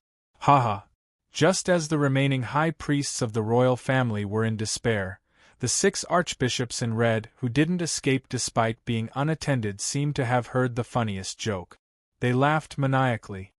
Under the sword of the fallen emissary, everything within a radius of 10 miles will be annihilated. Just these boorish people want to escape? Haha. You Motherf asterisk cur, and all of you. Turning a deaf ear to the high priest's curses, one of the archbishops in red looked at Tang En with resentment and shouted crazily, "Do you think we don't know that you have the ability to teleport? What a joke. The Millennial Temple is not something you heretics can speculate about. Do you know that the temple has collected all the battle reports of you fighting with others? You are not a spatial magician at all, and you don't know any long-distance teleportation. With these people dragging you down, you can only teleport 10 kilometers away at most, and at that time, what awaits you will be the continuous pursuit of the temple's elite magicians. Haha. Tang En, oh Tang En, no matter how strong you are, how many people can you protect when the time comes?" Amidst the crazed shouts, Tang En's foot, which was about to step into the spatial passage, paused in midair. He was startled and looked at the emissary of the fallen, Meredith, who was still holding her greatsword high in the sky, and then looked at the crazed archbishops in red. He seemed to have suddenly thought of something, and his expression turned thoughtful. A few of the royal high priests looked at each other when they heard this, but they could tell that there was an opportunity. They hurriedly said, "That's not a problem. Your Excellency Tang En, as long as you agree to save the second prince, we will definitely risk our lives to ensure everyone's safety. We will definitely." Waving his hand to interrupt them, Tang En looked at Meredith in the sky again, and then looked at the archbishops with an extremely serious expression. He said, "Let me ask you a question. How long will it take for this thing that you have deliberately created, Meredith, to prepare for the attack?" 10 breaths will do, the archbishops replied subconsciously. Oh. Enlightened, Tang En touched his nose. Then how long has it been since he raised his sword and shouted? Nonsense. The moment he paused, the arch-cardinal was stunned. The royal consecrators were stunned. Even Joshua and company were stunned when they heard this. Actually, from the moment Meredith raised her sword, Tang En felt that something was amiss. However, the situation was too dangerous, and escaping was more important, so he did not have the time to think about it. However, now that he received an answer from the archbishops, Tang En finally knew what was amiss. Time. That's right, time. The reason why a big move was because of its unparalleled destructive power. And to have such destructive power, it naturally needed time to prepare. For example, Wu Ding's Sword of Annihilation, or Bamata's 9-headed mutated beast. All of them needed time to prepare, and could not be easily used immediately. Of course, this time would not be long. There would not be a situation where a big move was prepared for a long time, but the opponent had already run out of the damage range. For example, Meredith's 10-breath sword move. In 10 breaths, if one did not use something similar to teleportation, no one could guarantee that they would run out of the sword's damage range. However, the actual situation now was that, from the moment Meredith raised her sword in the air, Tang En had opened a spatial passage, insta-killed a void-level powerhouse who was courting death, and chatted with the remaining royal consecrators for a while. Then, the Arch-Cardinal had drawn aggro for a while. During this time, Tang En did not feel the terrifying power of the collapse of heaven and earth after the big move was unleashed, so he was not in a hurry to leave. Now that he thought about it, the time spent on all this was definitely more than 10 breaths, right? But now, Meredith, who had raised her sword, was still raising it, with no intention of lowering it. What the F***ck was this? After a moment of silence, David scratched his head and guessed hesitantly, could it be? This fallen emissary suddenly has a conscience and doesn't want to kill us anymore? David, this idea of yours makes sense. Chapter 1064. Let's not talk about whether David's statement was reliable or not. Well, it would be a joke to say that it was reliable. But the fact was that the effect was very obvious. Everyone was petrified. To make an inappropriate analogy, this was like playing an online game in the modern world and clearing a dungeon. It was not easy to get to the last stage of the dungeon and face the final boss. This big boss was also very impressive. His origins were unfathomable, and his appearance was shocking to the extreme. His combat power was also off the charts. In the end, while they were trembling in fear, the big boss left behind a few harsh words, and actually didn't say anything else. It ended just like that? Didn't he want to kill everyone in the world? Can't we F***king have fun together? Pull one hair and the whole body will be affected. In fact, Tang En and the others did not have to feel that it was ridiculous, because this was not the only blunder. Almost at the same time, there were some events that were far more ridiculous than what they were experiencing: the capital city of Bran, the palace castle under the drizzle. In the slightly gloomy and cold palace of the king, the heavy curtains swayed left and right with the cold wind that snuck in, bringing with it the pungent smell of medicine, as well as some indescribable undercurrents that were surging in. As the most powerful man on this continent, the old king of Bran was now really old. Lying on the hospital bed, his face was sallow, his body was thin, and his chest was slightly undulating. No matter how one looked at it, he looked like the king of beasts that was dying and would not live for long. However, compared to the miserable ending of dying beasts that could only die under the claws of other beasts, the old king of Bran was still relatively happy, even though he was old. Because until today, there was still no one who dared to attack him. And because the person standing by the bed holding a bowl of medicine was his direct descendant, the eldest prince.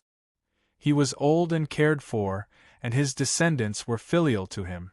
Such a warm scene, who could say that he was not happy? With a silent wave of his hand, the great prince dismissed the servants and attendants around him. He stood quietly by the bedside and silently looked at the old king, who was also his father, whose breathing was weak. His expression was constantly changing, unpredictable and complicated. Hesitation, struggle, resentment, pleasure. Just like the porcelain bowl in his hand, the medicinal concoction in the bowl trembled slightly, unable to calm down for a long time. After a long time, she took a deep breath, as if she had decided on something. She leaned forward and called out softly, Lord Father, it's time to take your medicine." "Oh, it's you. Cough, cough. You've already taken care of the nation's affairs? Why do you have time to bring me medicine today?" As he called out softly, the old king slowly opened his old, murky eyes. He looked at the first prince by his bedside, somewhat surprised. Then, with the support of the ladder, he coughed and leaned against the head of the bed. "It's been some time since I've heard Father's teachings, so I finished dealing with state affairs early today and came to see you. The first prince lowered his head and leaned over to tuck in the bedding as he explained. Yes. Hearing this, the old king nodded in satisfaction. He raised his hand and patted the first prince's arm, clearly very satisfied with his filial piety. Then, he thought of something and slowly asked, "It's been so many days. Has there been any progress in the negotiations between your brother and the Grey Coat Army? Now that the Empire is in danger, only by appeasing the Grey Coat Army will the Empire have the strength to spare to resist the invasion of the northern wilderness tribes." Cough, cough. You must keep this in mind when handling state affairs. Do well and cooperate with your brother. The throne of the Empire, huff. The throne will be yours in the end. Ha ha, Lord Father, you said this a few years ago. A few years later, you're still saying this. Lifting his head, the first prince held up the bowl of medicine and respectfully replied, "Lord Father, don't worry. I understand. Yes, the medicine is getting cold. Lord Father, drink it while it's hot. Take care of your body is more important." Yes. Right, how is the sword god's body now? If I have any medicine here that he can use, cough cough, feel free to use it. The sword god is recovering, just like father. Cough cough. That's good, that's good. It was still the capital of the Bran, still the palace castle. Outside the royal sanatorium. Junior, you didn't call me out for a walk, right? Or is it raining? If you have something to say, just say it. As they walked side by side in the drizzle, Sea Tower turned his head to look at Wenslin, who was walking with his head lowered and seemed to be a little absent-minded. Master can't be short of people. Hurry up and finish your words so that I can go and take care of. Junior? Wenslin paused and seemed to come back to his senses. He wiped the rain off his face and inadvertently turned his head to avoid Sea Tower's surprised gaze. It's like this. Didn't His Highness the Second Prince go to the north? I heard that his negotiations with the Grey Coat Army didn't go very well, so he sent someone to send a message back, hoping that Philip could go again. He relied on his personal relationship with the Grey Coat Army to deal with them and break the deadlock. Then let's go. Why, Philip doesn't want to go. Wenslin nodded. It should be because of the negotiations last time. Those counselors left without his consent, which made him a little disheartened. I went to persuade him, but it didn't work. Philip only said that he missed that opportunity. The Grey Coat Army won't talk about favors during the formal negotiations, so he didn't want to make this trip in vain again.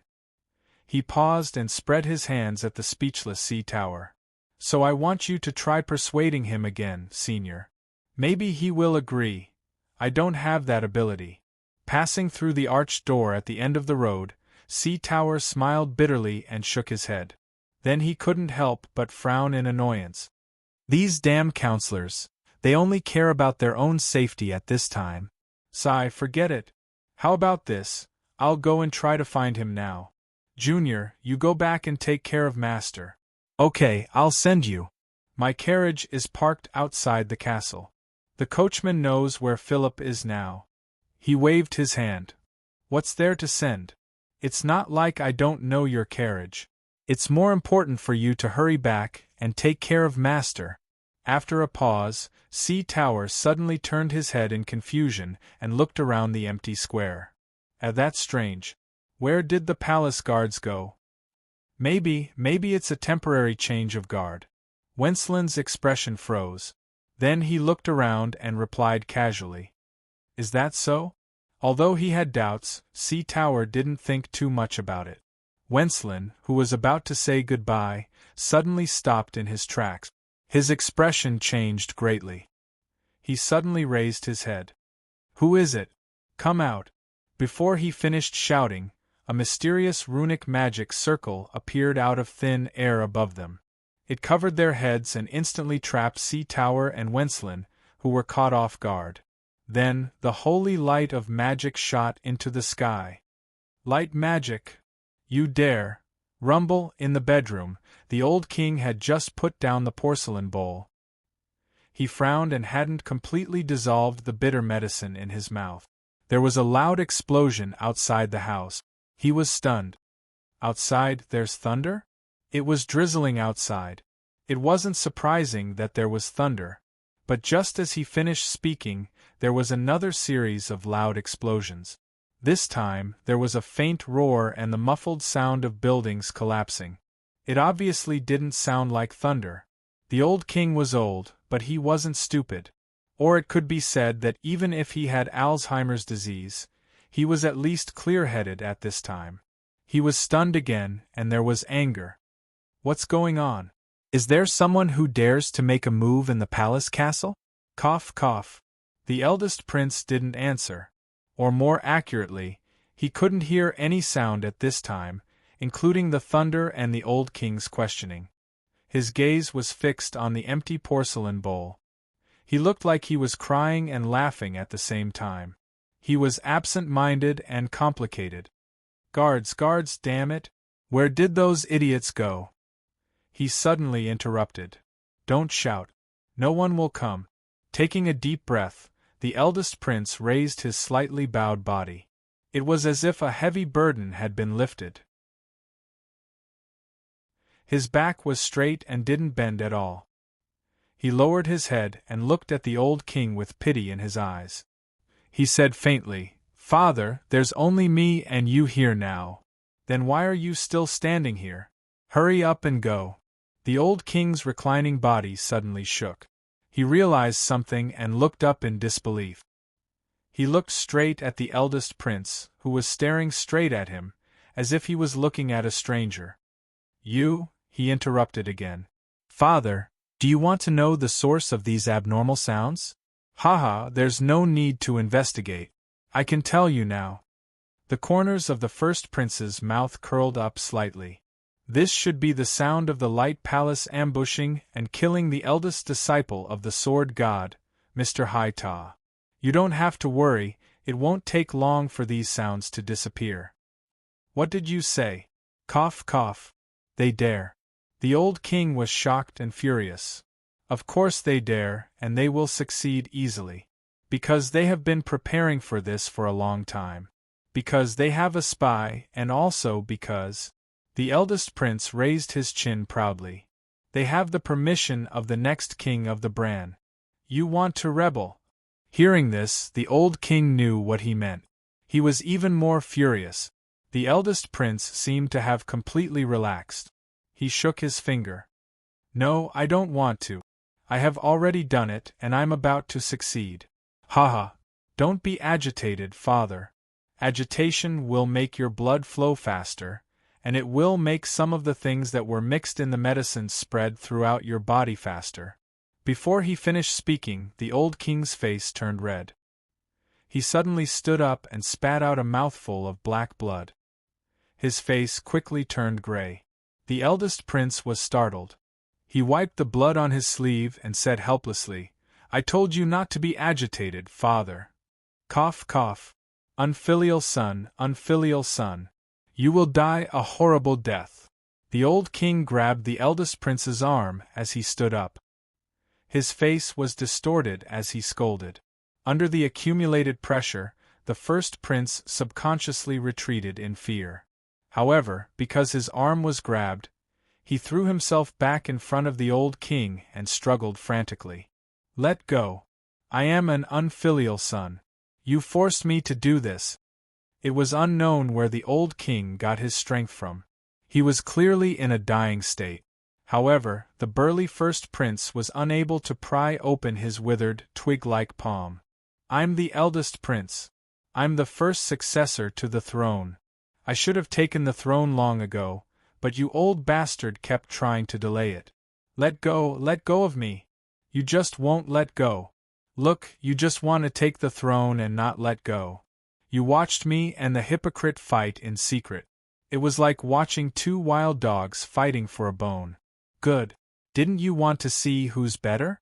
Now that we have separated, the hypocrite will not come back from the north. Let me tell you, he has already been destroyed by the attack of the temple. Haha. The ear-piercing and crazy laughter echoed in the hall. It even suppressed the roar from afar.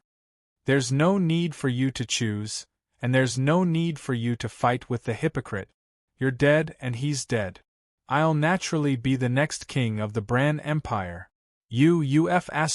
King, let go of me." He looked at the old king who was vomiting blood and could not speak. However, his hand still held on to his right arm. His eyes were as angry as a tiger's. The eldest prince panicked and was afraid. He reached out his left hand and grabbed the porcelain bowl at the head of the bed. Without thinking, he threw it at the old king's white-haired head. "Let go, let go, let go!" Bang, bang, bang. Blood splattered everywhere. Broken tiles flew everywhere. After a short while, everything returned to silence. Only the sound of heavy breathing echoed in the empty hall. Similar silence. In the square of the royal castle, it was drizzling, falling on the broken walls, the many knights of the divine palace, the mages, and the motionless sea tower in the middle of the crowd. Drip, drip, lowering his head, he stared blankly at the familiar spear that pierced through his heart. Blood mixed with rain slowly dripped down the tip of the spear. At a certain moment, Haita was suddenly enlightened. He recalled the strange situation where there was not a single guard in such a large square. He recalled how his predecessor's descendant was obviously distracted. He recalled how he had found an excuse to take him away from the sanatorium and away from his master's side. Bang. He knelt down on one knee. The long hair in front of his forehead covered Sea Tower's face. Only a soft and gentle voice could be heard. "Why? I'm sorry." Sea Tower did not turn his head. Naturally, he could not see Wencelin's panicked expression behind him. He subconsciously let go of the spear in his hand and stepped back. "I didn't want to, brother, I really didn't want to. You have to forgive me, you have to forgive me." The blood flowed faster and instantly dyed the bluestone floor under Sea Tower red. After a few heavy breaths, Sea Tower suddenly shouted, "I ask you, why? What is it? Why? Because I have no choice, I really have no choice. Brother, you are too close to the second prince. The first prince found my family, and the temple also found my family. Master is now like this. Brother, what do you want me to do? Tell me what to do." Wencelin, who was grabbing his hair like a madman, kept stepping back. A temple knight on the side frowned and stepped forward. He wanted to kill the dying Sea Tower with his sword and end the siege. But before he got close, he was stunned. "I see. Ha ha ha." Shaking his head and laughing, Sea Tower, who was kneeling on one knee, suddenly gasped for breath. He raised his hand to grab the spear tip and slowly pulled it out of his body. Inch by inch, blood splattered everywhere. Wencelin, ah! You are really... Mud can't help a wall. With a faint regretful voice, he waved the spear. Pure green fighting light suddenly burst out from his broken body. It was like a river overflowing a dam, instantly sweeping the whole place. Not good. Back, boom, boom, boom.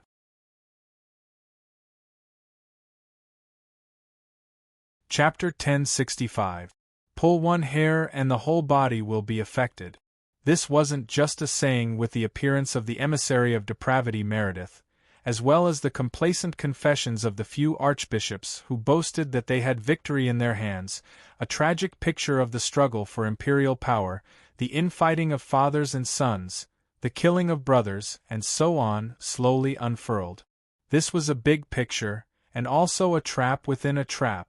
The Temple of Light played the main role of the mastermind and the go-between. First, the elite mages of the Temple of Light were transferred from thousands of miles away. Then, they spent a lot of effort to set up a small teleportation formation and generously took out the ancient formation. All of these were for the sake of using a big move to completely annihilate the upper echelons of the Grey Coat Army and the Second Prince's group. Killing the higher-ups of the Grey Coat Army had achieved a similar effect as the negotiations. Without a leader, the new gray coat army naturally could not participate in the negotiations. What followed was an all-out war between the Bran Empire and the northern wilderness tribes. Killing the Second Prince's group and framing the Grey Coat army was just a small part of the plan. The main goal was to pave the way for everything that was happening in the palace's castle. The logic behind this was just as the first prince had said. The old king was dead, and so was the second prince. It went without saying who would take the throne. Come to think of it, if the Temple of Light had not secretly reached an agreement with the first prince and reaped enough benefits, they would not have spared no expense to contribute their manpower and resources, jumping up and down all over the place. There was no doubt that in the end, the biggest winner of this scheme was the Divine Hall. Such deliberate planning could be said to be exhausting. However, this was where the saying went, man proposes, God disposes.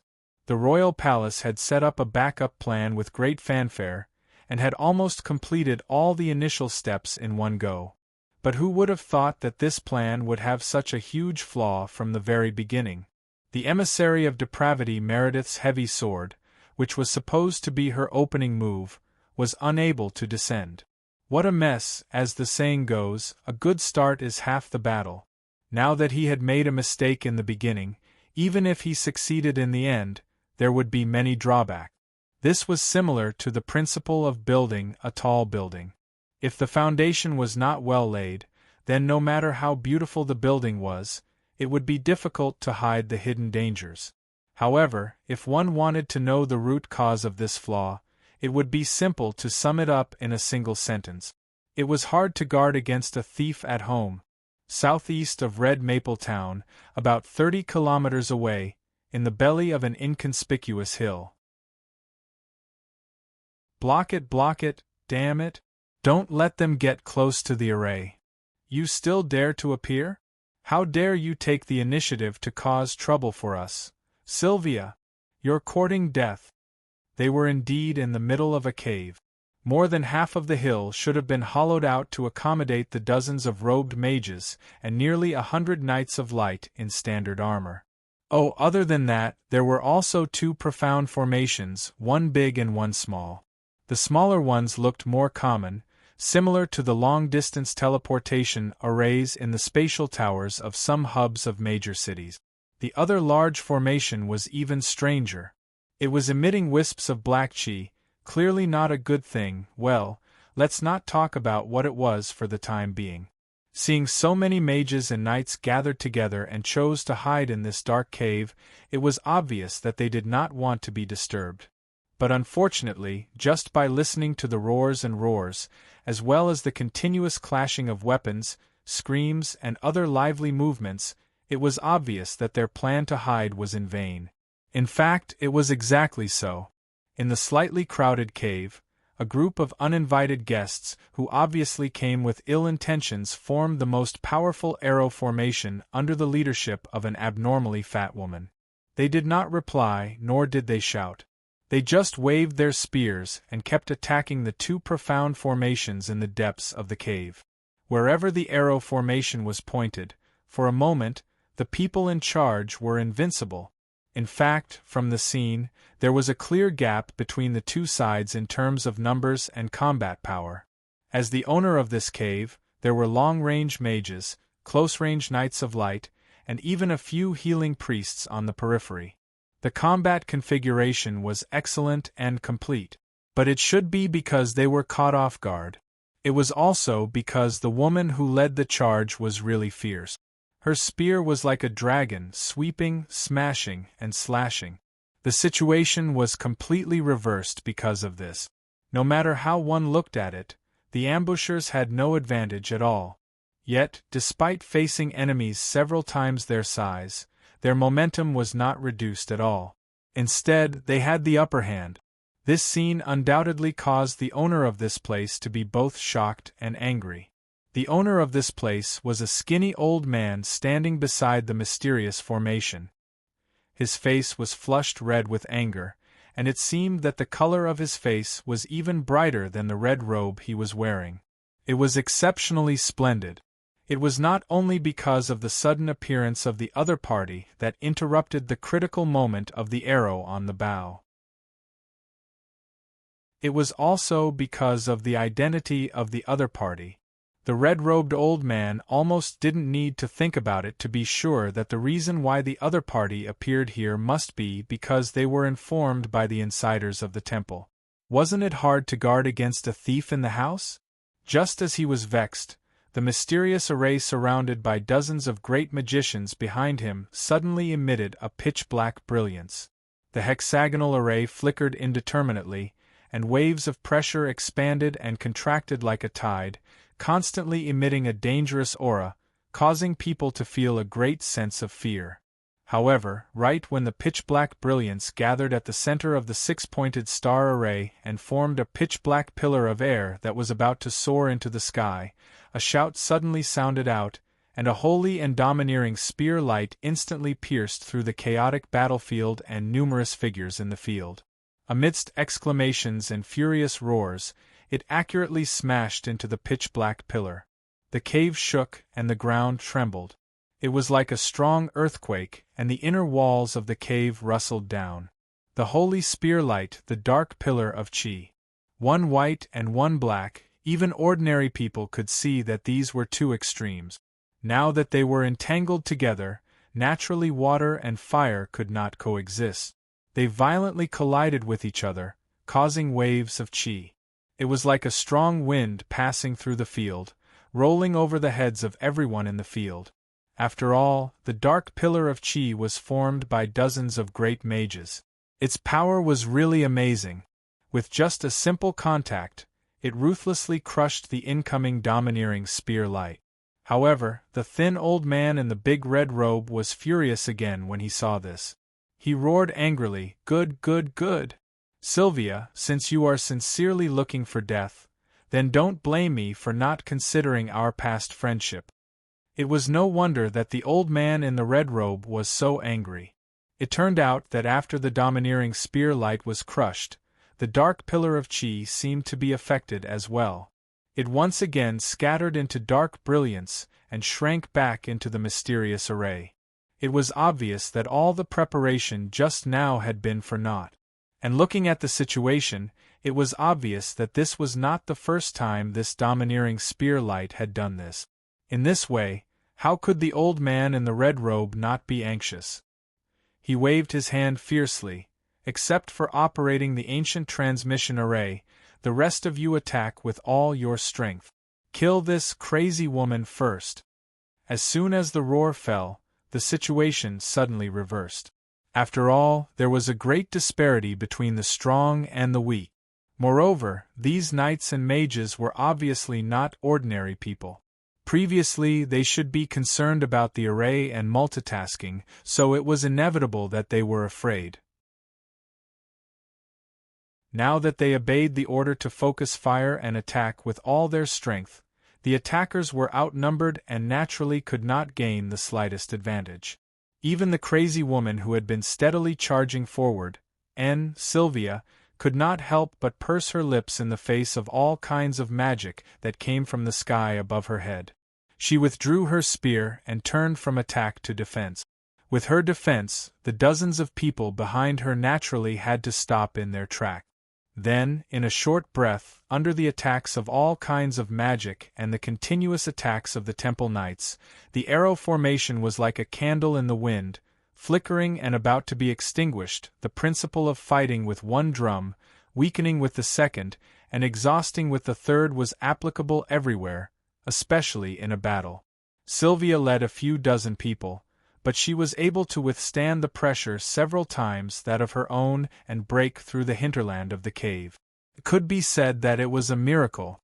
Apart from his superior strength, the most important reason was the previous surprise attack. He had unreasonably forced his way in and completely messed up the battle in the cave at the first moment. This was the so-called fighting with one drum. Now, under the command of the red-robed old man, the people of the Temple of Light came back to their senses and began to fight back with all their strength.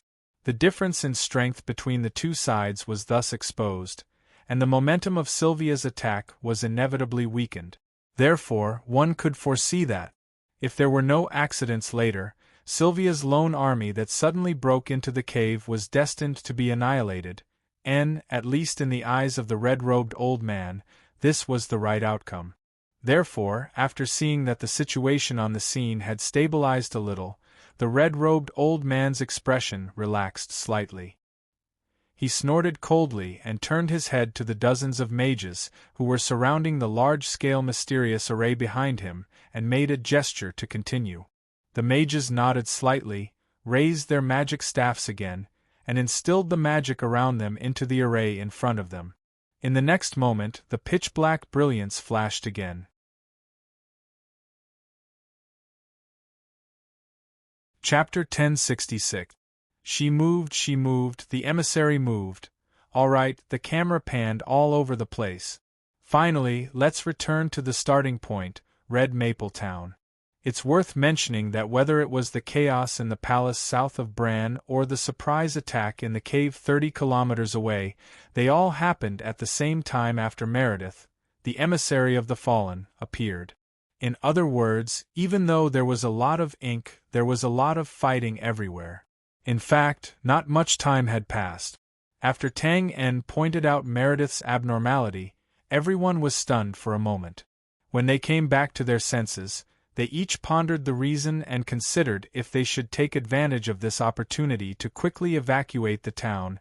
In the cave 30 kilometers away, the dozens of temple mages who were undisturbed once again activated the mysterious array, and the hexagram array appeared again. The current movement was the emissary of the fallen, Meredith, who had been stunned for a while, finally moved again. The pressure came again. One left and one right, one black and one white. The two wings on Meredith's side flapped slightly, her long hair flew, and the weather changed. All kinds of energy elements that covered the sky and earth gathered from all directions at a speed visible to the naked eye. They condensed on the heavy sword raised high, shining brightly. Of course, the so-called changing of the weather, darkness, and so on were just environmental anomalies that ordinary people could see. They were also just appearances.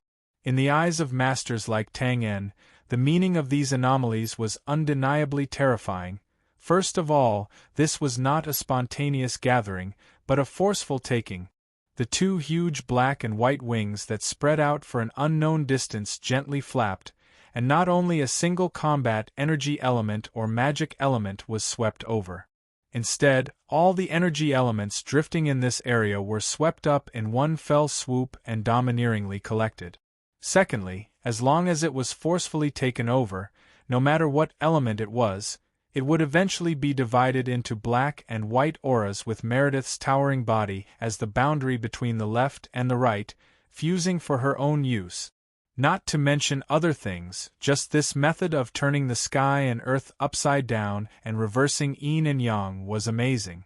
At least the royal consecrators below were completely dumbfounded when they saw this. If they asked themselves honestly, they would definitely not be able to do such a thing. In fact, they did not even dare to think about it. The reason was simple. They were battle chi warriors, so naturally, they couldn't absorb magic elements. But then again, if they could absorb magic elements, they wouldn't be battle aura warriors. In a word, it was a contradiction. A spear was a spear and a shield was a shield. Of course, it was impossible for two completely different things to be put together. Just like the scene in the cave not long ago, Sylvia's pure and holy spear light and the dark pillar condensed from the mysterious array, the two of them had only touched for a moment before they violently collided. There was no need for the magicians to command the dark pillar to shatter the holy spear light. How could they coexist with different attributes? How can one fall in love with a different gender? Cough cough. Well, this was the so-called gap. In the eyes of the imperial family's consecrators, this was something that was impossible and unimaginable. But in the hands of Meredith, the emissary of the fallen, it was as natural as eating and drinking. Furthermore, not only did he show off his heaven-defying ability to instantly transform the elements of power, he even toyed with the two incompatible forces in his hands. What a pervert! But in the eyes of the cardinals, this perverted move was truly good news. Their faces were bursting with joy as they looked at Meredith, not as if they were looking at the emissary of the fallen, but as if they were looking at the Father God, waving their arms and shouting in surprise. He moved, the emissary moved. It had to be said that this mentality could be called perverted. When Meredith's heavy sword slashed down, it didn't just kill bystanders, they were also in the range of the attack. But now, no one was in the mood to complain about this strange scene. The imperial family's consecrators looked up at the increasingly terrifying black and white heavy sword, their minds blank, and they couldn't help but despair. It's over, in the face of danger. Some people were ecstatic, and some were truly desperate. And some, well, they were ready to run. Tangen's eyesight was very good. Although he couldn't figure out the reason for Meredith's previous crash, he was already prepared and ran faster than anyone else when the other party was obviously going to flip out. He pulled and kicked Josiah, Fry, little Carol, David, and the other members of the gray space, who were holding hands, and stuffed them into the spatial passage. As for himself, he was the last to leave because he had to guard against the charlatans and the imperial family's consecrators, or because they had the dirty mentality of dragging others down with them. But this worry was obviously unnecessary.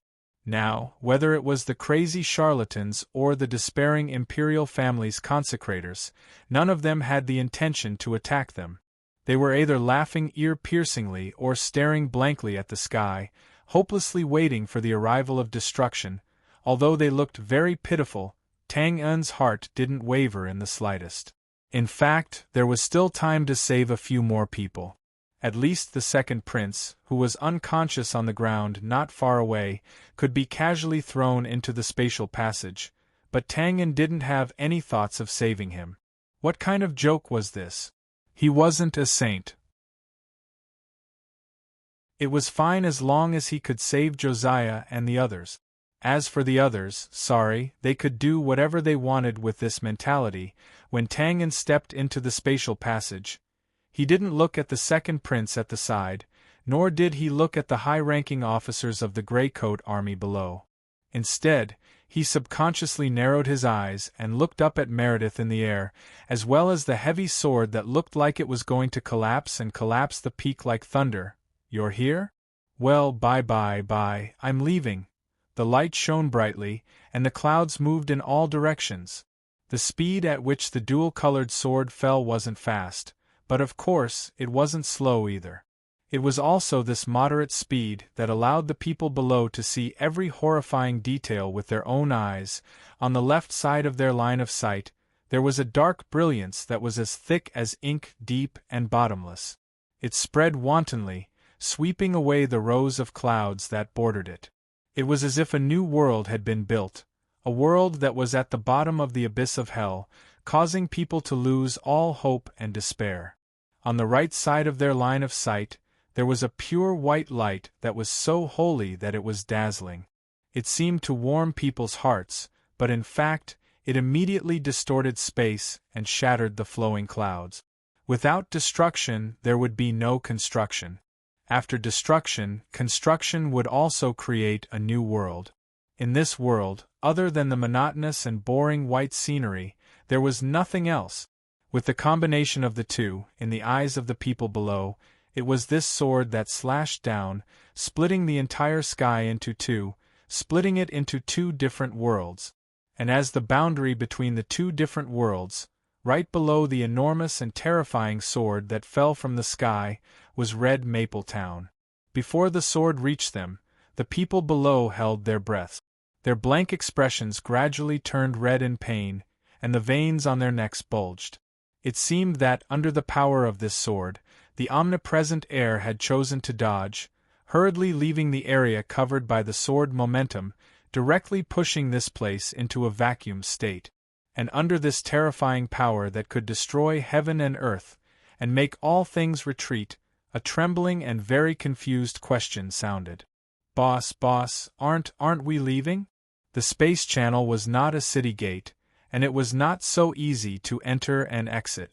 If there was no relevant person to lead them, Even if they hid in the space channel, they would definitely be involved in the space turbulence, and they would not be able to come out until they died. Therefore, Josiah and the others who hid in the space channel first did not immediately leave this dangerous place. Instead, they held hands and floated beside the channel door, for fear of being lost and separated. In other words, Tang En, who was supposed to lead them to leave by teleportation, did not enter the space. And that was the truth. The second last person to enter the space channel was David. His hand was still holding Tang En's hand. He turned his head in surprise, only to see that Tang En had 1 foot in the channel and 1 foot outside the space. He was looking up at something in a daze, motionless, with a puzzled expression. He did not seem to want to leave at all. He muttered to himself, "It seems to be off, what?" David was in the channel, so he naturally did not know what Tang En saw and what he was asking. Tang En blinked, and then blinked again, and then narrowed his long and narrow eyes. His expression was very complicated and strange at this time. He seemed to be sure of something, but he did not dare to believe his own judgment. He scratched his head and subconsciously replied, "This sword seems, to be off target?" David's eyes suddenly widened, and his mouth formed a funny O shape. He opened and closed several times and swallowed with difficulty. It was unknown whether he was crying or laughing. "No, it can't be." Without an answer, Tang En simply withdrew his gaze and looked at the few imperial consecrators not far away. At this time, the sword light was very close to the ground, not far above their heads. But there was no panic or despair on the latter's face.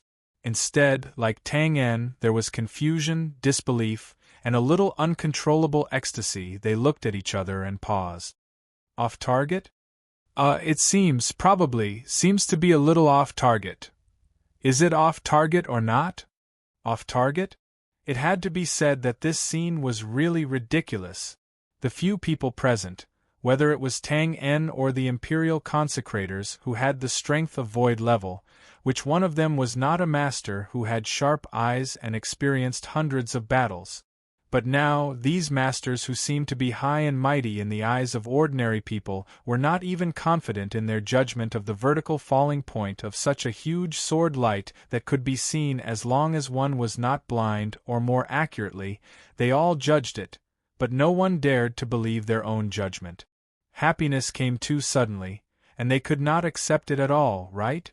Originally, such a legendary figure, such a shocking prelude to his move, such a world-shattering might, such. King said that you missed your target? You say wrong, right or wrong. However, they did not dare to be sure, but the falling sword light was annoyed and directly gave an accurate answer, over everyone's head, over the town's range, and then, it fell into the large red maple forest south of the town. The next moment, boom, boom, boom.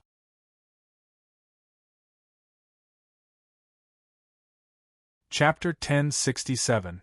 Jokes were jokes, and unscientific was unscientific. In fact, rather than saying that everyone did not dare to believe their own judgment, it was better to say that they did not dare to believe that Meredith would fail and make such a mistake. These two statements seemed to be similar, but in fact there was a big difference.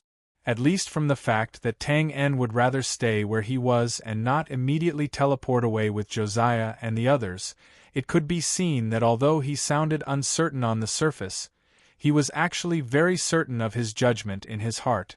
That was the truth.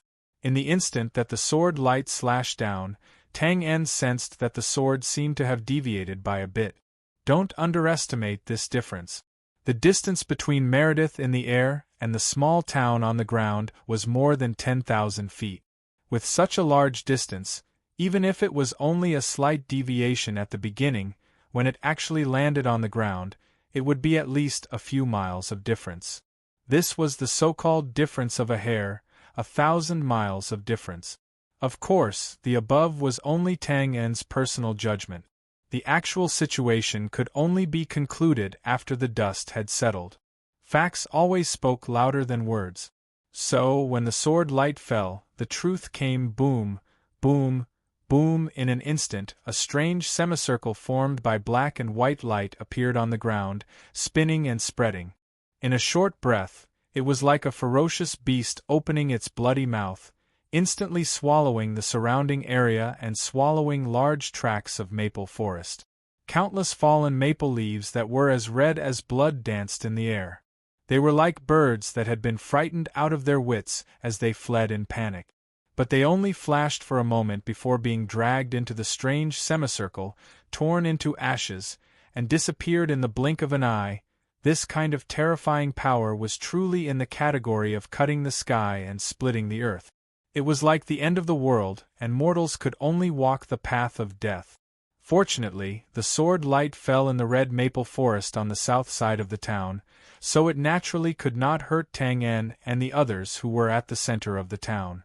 But not being hurt did not mean that there was no effect at all. In fact, when the thunderous explosion came out, the earth trembled, and a large number of buildings in the already dilapidated town collapsed in an instant. Especially the southern area of the town near the explosion site. At a glance, there was a flat road, and almost no intact walls could be seen. Ruins were everywhere, and the mess was unbearable to look at. Fortunately, when the pressure descended, most of the town's residents had evacuated the buildings and gathered in the streets, squares, and other open spaces. Therefore, although there were constant cries of alarm, there were not many casualties, which could be considered a blessing in disguise. When the trembling on the ground slowed down, it was replaced by rolling waves of air. Most of them soared into the sky and roared towards the boundless sky, displaying their tyrannical might. Under the pressure, a small amount of air waves rolled and overflowed in all directions, instantly swallowing the surrounding red maple forest like a whale. At the same time, it also swept across the sky above the town. Boom, boom, boom. Now, the townspeople didn't have to be envious of each other or blame each other, because all the buildings and houses had collapsed, including the hurried construction of the Meluan negotiation venue. You motherf asterisk cur. You're worried that we're not dead enough. After confirming that the sword light had missed its target, Tang En immediately pulled David and the others out of the spatial tunnel. After all, this thing was not an all-purpose shelter. As long as the external force was stronger, such as the residual power of the sword move, it would be enough to distort and collapse the spatial tunnel. As soon as David and the others walked out of the spatial tunnel, what they saw was such a shocking scene. It was as if an earth dragon had turned over. They opened their mouths and were stunned speechless for a moment. When they thought about the tragic consequences if the sword light had not missed its target, they were even more terrified. Harry swallowed hard and subconsciously replied with a trembling voice, "How can it be completely destroyed? If we're hit by it, not to mention bones, I'm afraid even bones and ashes will be gone." Hearing this, everyone nodded in agreement. In fact, if the sword light had not missed, not to mention the people, even the entire red maple town under their feet would have been completely wiped out and become history. Fortunately, just like there was no medicine for regret, there were not so many ifs in this world. If the sword light had missed its target, it had missed its target. The sword move came quickly and left quickly. Although the strange black and white semicircle was still spreading and terrifying and unstoppable, the expansion slowed down. After a simple calculation, it was obvious that it could not cover the town. Tang En looked up again. After Meredith slashed down with her sword, she did not show any signs of raising her sword to attack again. Instead, the towering giant's body quickly faded, revealing the bleak sky behind it. A moment later, a cold wind blew. The strange black and white semicircle, the emissary of the fallen Meredith, as well as the terrifying pressure that made people breathless from before, all disappeared, as if they had never appeared. Of course, the dead leave their names, and the passing of wild geese leave their voices. Although these things had disappeared, the traces were still there. Not to mention the ruins that he couldn't bear to gamble on, Nor did he look at the townspeople who were crying in grief after losing their homes. The people who could still stand silently found a place to stand and looked to the south of the town. They saw the town's characteristic, the large expanse of red maple forest, had completely disappeared, and not even a trace of leaves could be seen. Instead, there was a 90-degree ravine that looked like it had been carved by a sword and an axe. In other words, the town that was originally located in the wilderness had now reached the edge of the cliff, and became a standard place of great danger. Because of the angle, the people here could not see the full depth of the ravine. However, based on the previous large movement and simple speculation, they knew that it was definitely a bottomless abyss.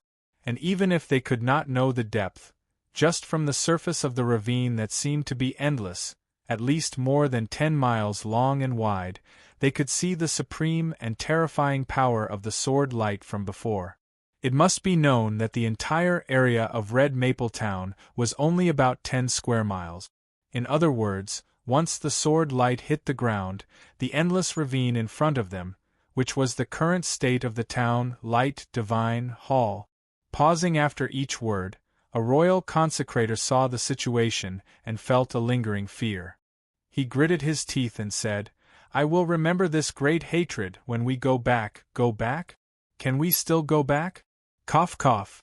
I'm fine. You guys go and see how the knights are doing. The second prince, who had fainted earlier, had been rescued. He was covered in dust and kept coughing, but it seemed that there was not much of a problem. After getting up, he waved his hand and pushed away the royal consecrator who was supporting him. He even had the time to care about the members of the noble negotiation team who had collapsed on the ground not far away. This also reminded Tang En, Josiah, and the rest to quickly walk down the ruins and check on the high-ranking officers of the Grey Coat Army who had also fainted. "Sorry, Your Excellency Tang En, Miss Josiah, this incident."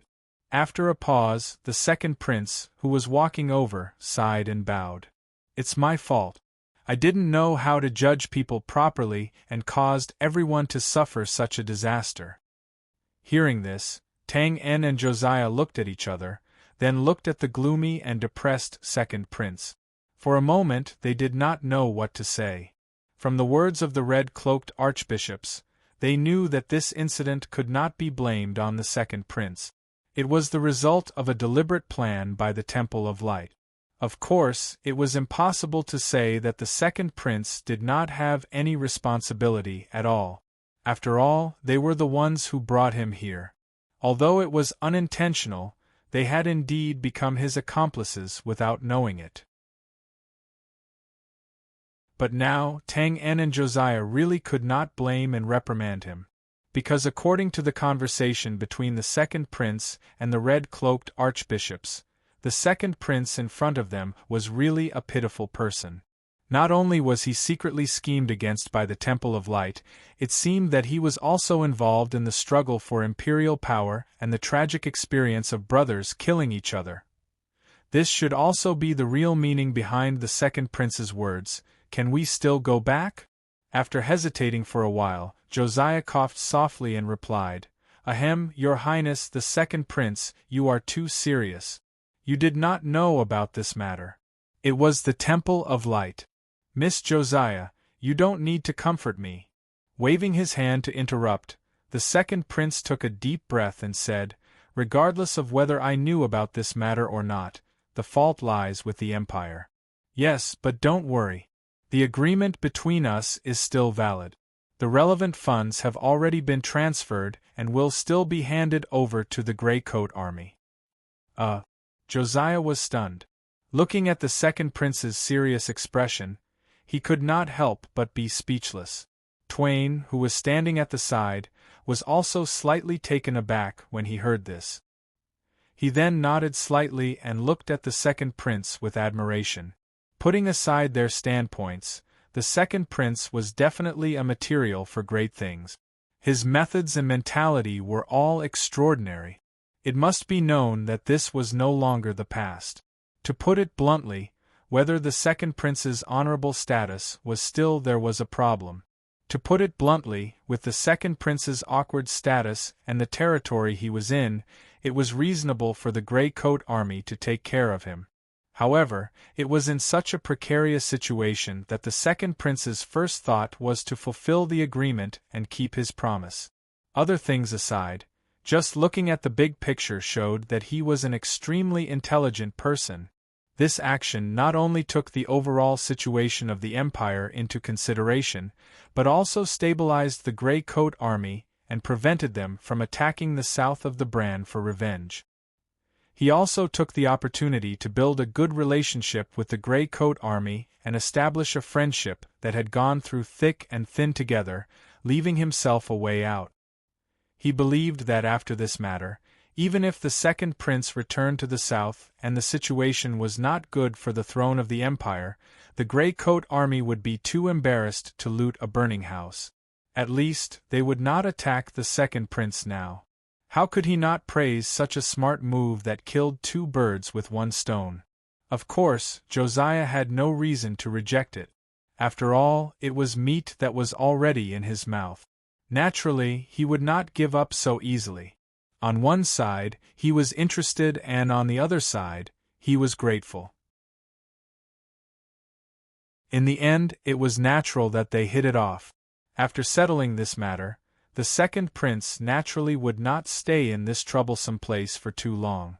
However, just as he was about to take his leave, he caught sight of a few archbishops who were slumped on the ground in a daze from the corner of his eye. His eyes flashed, and he paused for a moment before pointing at the latter and saying, "Miss Josiah, how about leaving these people to me? Well, I need to get some information from them." Of course, this was not a problem. After all, no matter who got their hands on them, their fates were destined. However, before Josiah could nod in agreement, Tang En, who was beside her, took over the conversation and said, "Just as well. I also want to know the reason why the fallen emissary failed just now, and where are the positions of those elite mages from the temple. Well, why don't we go and ask them together? Haha, I'm pretty good at extorting confessions." The second prince was stunned when he heard this. Then, he chuckled and said, "Then I'll have to trouble your excellency, Tang En." "It's no trouble at all. This is a good thing that can't be found even if you use the illuminating crystal."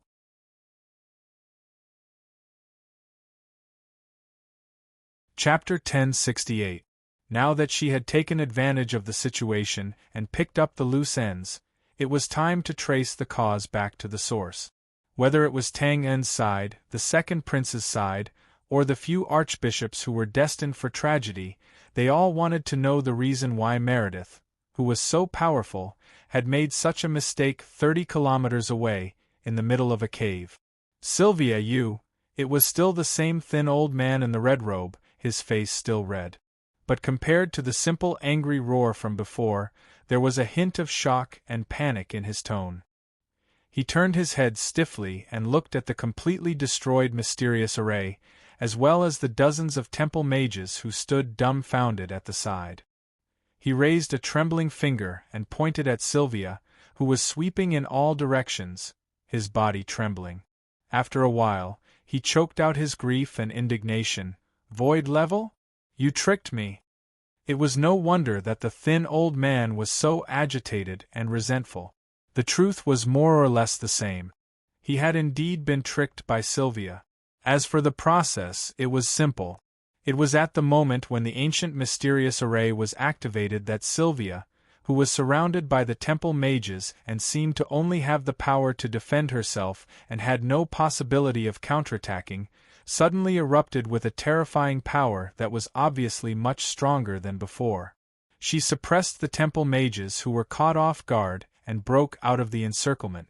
Her spear hit the mysterious runes of the array, directly taking the firewood from under the cauldron and completely destroying the base of the ancient array. Of course, the thin old man did not care whether the array was destroyed or not. What he cared about was whether or not Xia Weian's spear had affected the power transmitted by the array. Well, this actually couldn't be considered a problem. The thin old man did not believe that it had not been affected. Just thinking about Sylvia's familiarity with the temple mages and her understanding of the secret spells of light, he knew that her deliberate spear should have been a sure thing. This was even more infuriating. Nope. With her superior power, Sylvia once again faced the encirclement much more easily.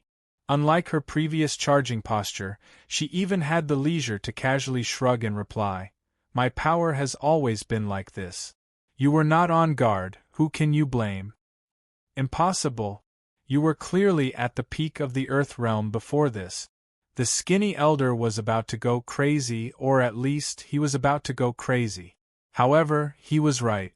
Sylvia was a member of the Divine Hall and a martial arts genius that was hard to come by in 100 years. In this way, everyone in the temple was aware of her strength. She was at the peak of the Earth grade. But the strength she had just displayed and the way she dealt with the encirclement so easily, it was obvious that she was in the Void realm. "Oh, I'm sorry, I forgot to mention it." Sylvia casually glanced at him and replied faintly, "A few months ago, I just broke through to the early stage of Void stage." Really at the Void level? The skinny old man couldn't help but be shocked and angry when he heard this, but he was also filled with helplessness and resentment. A few months ago, Sylvia had decided to betray the Divine Hall and establish the new stream. At that time, both sides were already enemies, so Sylvia naturally couldn't tell them her true strength. In other words, they had hit the muzzle of a gun this time. It was pure bad luck. As for resentment, it was the skinny old man's resentment towards the intelligence agency of the Divine Hall. They had been besieging her for a few months, but they didn't get any information about Sylvia's breakthrough. Wasn't it obvious that they were cheating them? Of course, the real reason was not just that. Speaking of which, this really couldn't be blamed on the intelligence agency of the Divine Hall, because Sylvia broke through to the Void realm. That was the result of an epiphany in the small hotel after she was rescued by Tang En. After returning to the north, the newly established new stream was repeatedly besieged by the Divine Hall and had to flee everywhere.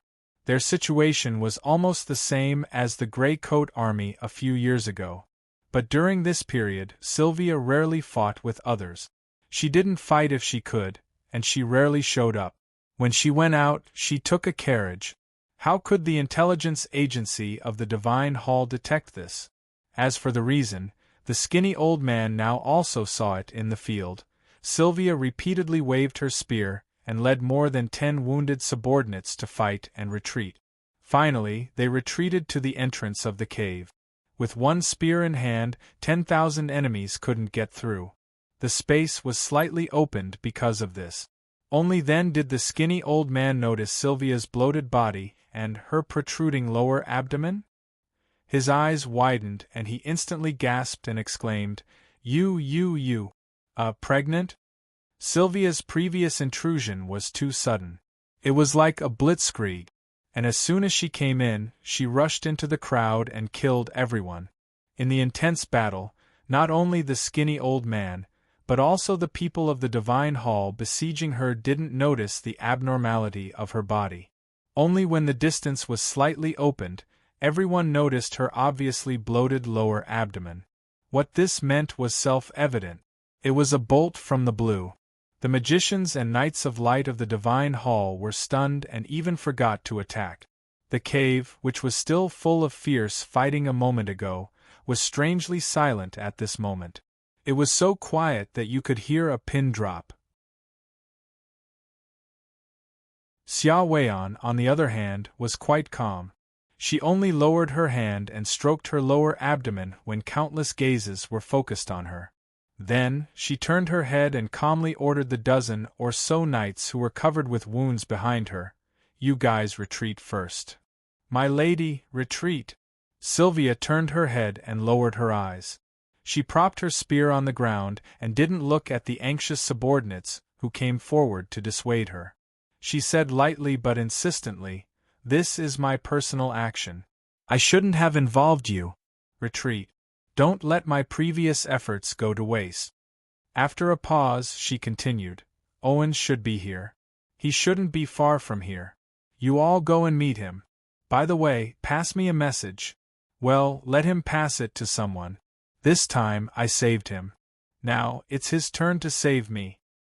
His voice was faint, but it was filled with righteousness.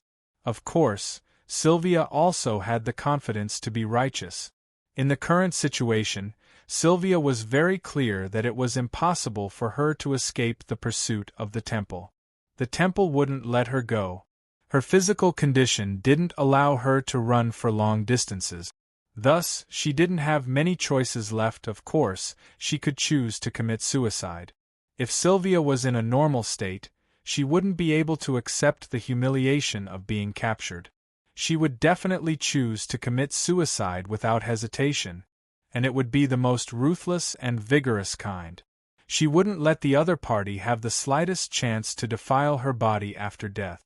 But now, Sylvia gently stroked her lower abdomen. The corner of her mouth rose. The little guy hadn't opened his eyes to see the color of the sky and hadn't breathed the air of the world. How could she bear to commit suicide, since she couldn't commit suicide and there was no possibility of running away? The only thing left was to accept the fate of being captured and waiting for rescue. Sylvia was calm about this. This should be the ending she had thought of when she came. There was nothing to be embarrassed about. Originally, I came thousands of miles to save you. Then, how could you not save me? How could you not save your unborn child? Of course, so she was generous. Since she had said so, there was no need to be pretentious anymore. After silently bowing to Sylvia's back, more than 10 new church knights silently withdrew from the cave. As for the people of the temple, they were still shocked by the fact that Sylvia was pregnant. Naturally, they couldn't run out to chase after them. After a while, when the new church knights were far away, Sylvia pursed her lips and walked into the cave confidently. With a swoosh, Sylvia moved and took a step forward. The people of the temple who were closest to her subconsciously took a big step back and raised their spears to block in front of them. Don't be agitated. Don't be afraid. Pressing her palm down, Xiao Weian calmly glanced at the dozens of knights in front of her. In the end, she fixed her eyes on the face of a young knight. Frowning, she thought for a while and said, "Edwin? Is it Edwin? Take it." She raised her hand and threw the flame spear across the air. "Yes, Knight Leader." The young knight named Edwin subconsciously stepped forward and raised his hand to catch the spear that was thrown at him. He was about to salute when he heard that. However, he reacted in an instant and froze on the spot. Holding the flame spear, he was speechless. "Ha ha!" With a chuckle, Sylvia raised her hand and patted the young knight's shoulder. She didn't say anything and continued to walk into the cave. It was as if a sword had cut open a lake. Wherever Sylvia walked, the people of the temple in front of her would move to the left and right and silently make way for her. It didn't look like they were escorting an enemy, but more like they were solemnly welcoming the arrival of a big shot. She calmly walked all the way to the deepest part of the cave and stopped in front of the skinny old man. At this time, several Knights of Light finally reacted and stepped forward to guard the skinny old man. In the end, Xiao Weian didn't come for the thin old man. She took a small step and bypassed them. Under everyone's watchful eyes, she safely stepped into the small teleportation array before stopping. She turned around and glanced around. "Aren't you leaving?" Everyone looked at each other and was speechless. At this time, the skinny old man finally came back to his senses. He looked at Sylvia's bulging belly with a complicated expression. He retracted his gaze and took a breath. "Are you surrendering? What else?" Sylvia spread out her hands and smiled. "Don't blame me for not reminding you. Your plan has failed and revenge will come soon. If you don't leave now, you won't be able to leave later." The skinny old man's eyes twitched. "At that time, you will die in front of us, including the fetus in your belly. That's why I said we have the same goal." Xiao Weian shrugged. "Don't tell me you really want to stay here and fight me to the death?" The skinny old man was silent. That was the reason. Now that their plan had failed, if they didn't activate the transmission array in time, they wouldn't have the chance to leave the North. As for staying and fighting to the death, who would want to die if they could live? Besides, it was meaningless, wasn't it? Do you have any other opinions? No? Then hurry up and leave. By the way, when I used my big move just now, the little guy kicked me unhappily. This is called fetal movement. Hey, you won't understand even if I tell you. When you go back, please inform the headquarters. When I go there, prepare some necessary things for a pregnant woman and find a professional to accompany her. Well, that's all for now. Thank you.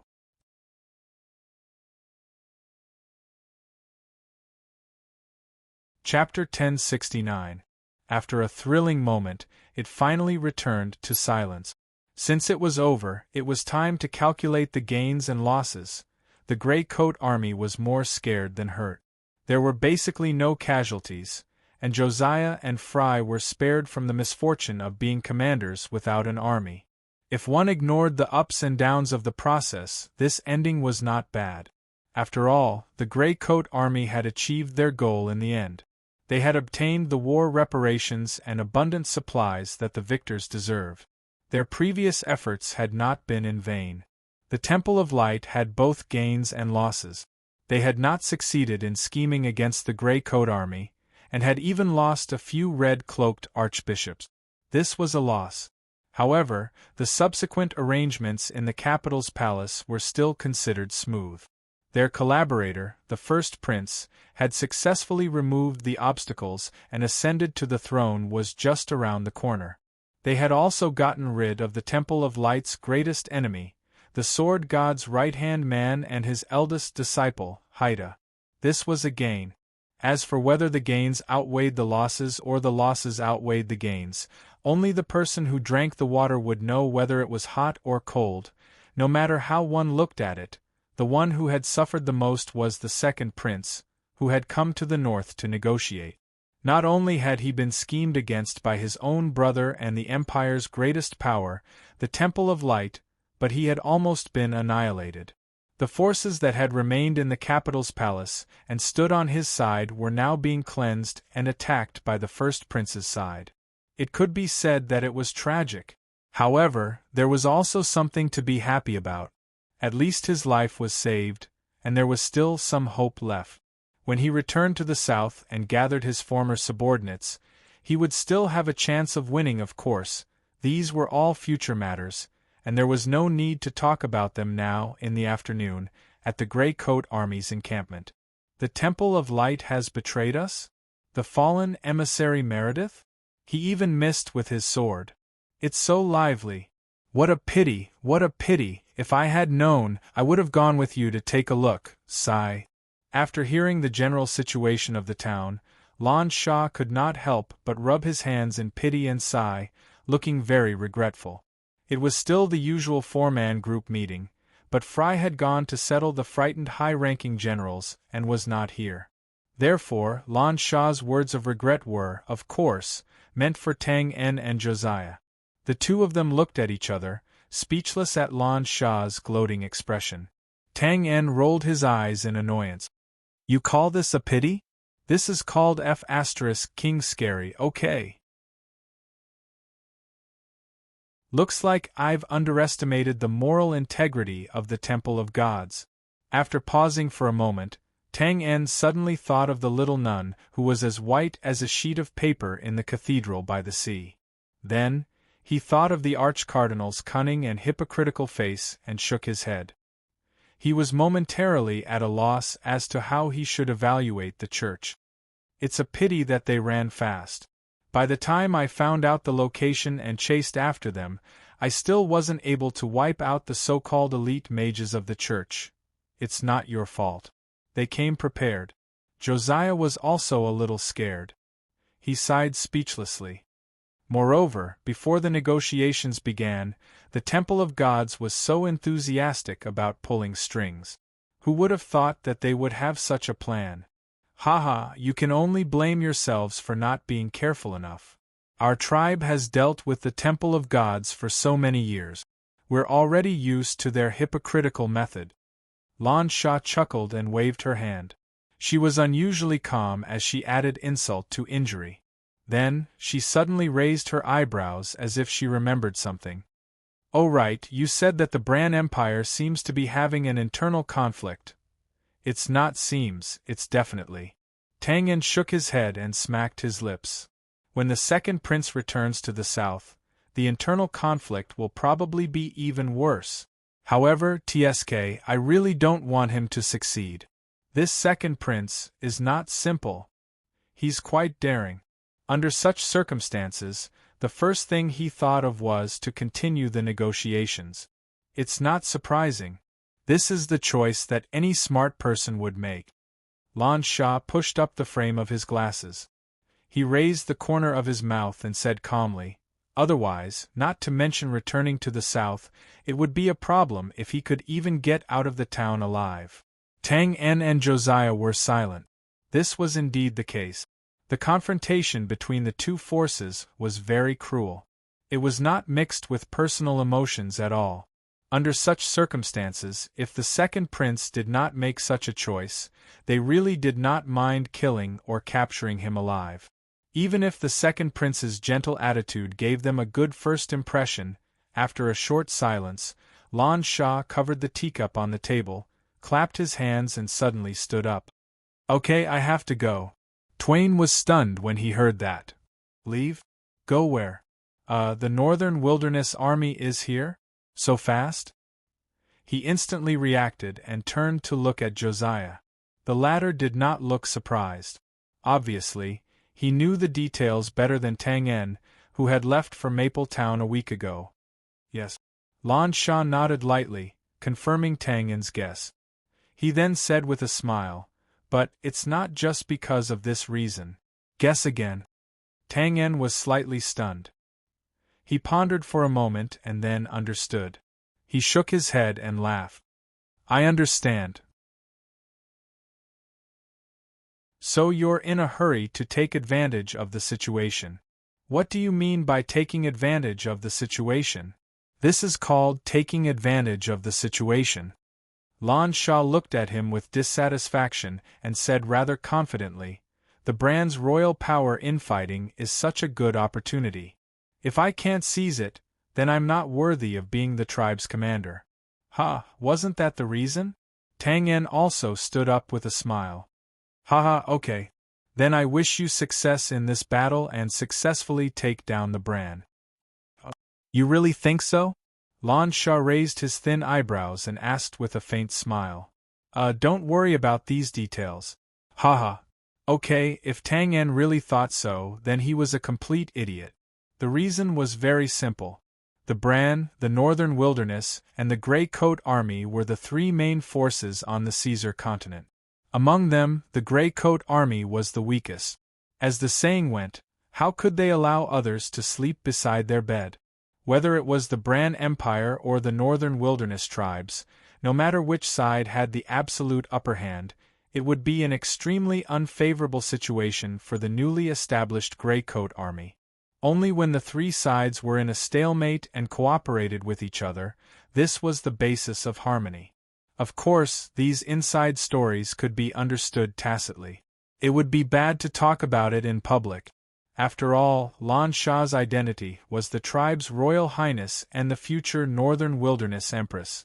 So, no matter how good her relationship with the Grey Coat Army or someone else was, it was impossible for her to go easy and give up the idea of attacking the Bran Empire. This was absolutely unrealistic. Josiah and the others were very clear about this point, but they were not too worried. A rotten ship still had 3 caddies of nails. Not to mention the Bran Empire that had stood on the continent for thousands of years. So, the battle between the Northern Wilderness and the Bran was still going to be fought. It would be impossible to determine the winner in a short period of time. And this was also an opportunity for the Grey Coat Army to take advantage of. What they lacked now was time. As long as there was enough time to settle down, even if the Northern Wilderness tribes really destroyed the Bran, the Grey Coat Army would have the confidence to challenge them. At most, it would just be another battle when the time came. It was no big deal, of course, that was also a matter for the future. It was hard to say whether it would happen or not. It was meaningless to talk about it now. The current situation was that Tang En and the entire Grey Coat army had to thank Lan Sha for his great help during this period of time. If Lan Sha had not commanded the army on behalf of the Grey Coat army and fought in all directions, it would be impossible for the Grey Coat army to have the great situation of almost completely controlling the entire northern Bran. As if also aware of this, Josiah sat quietly at the side with his eyes slightly lowered and sipped his tea. It was rare that he did not disturb Lan Sha and Tang En's greetings and farewells.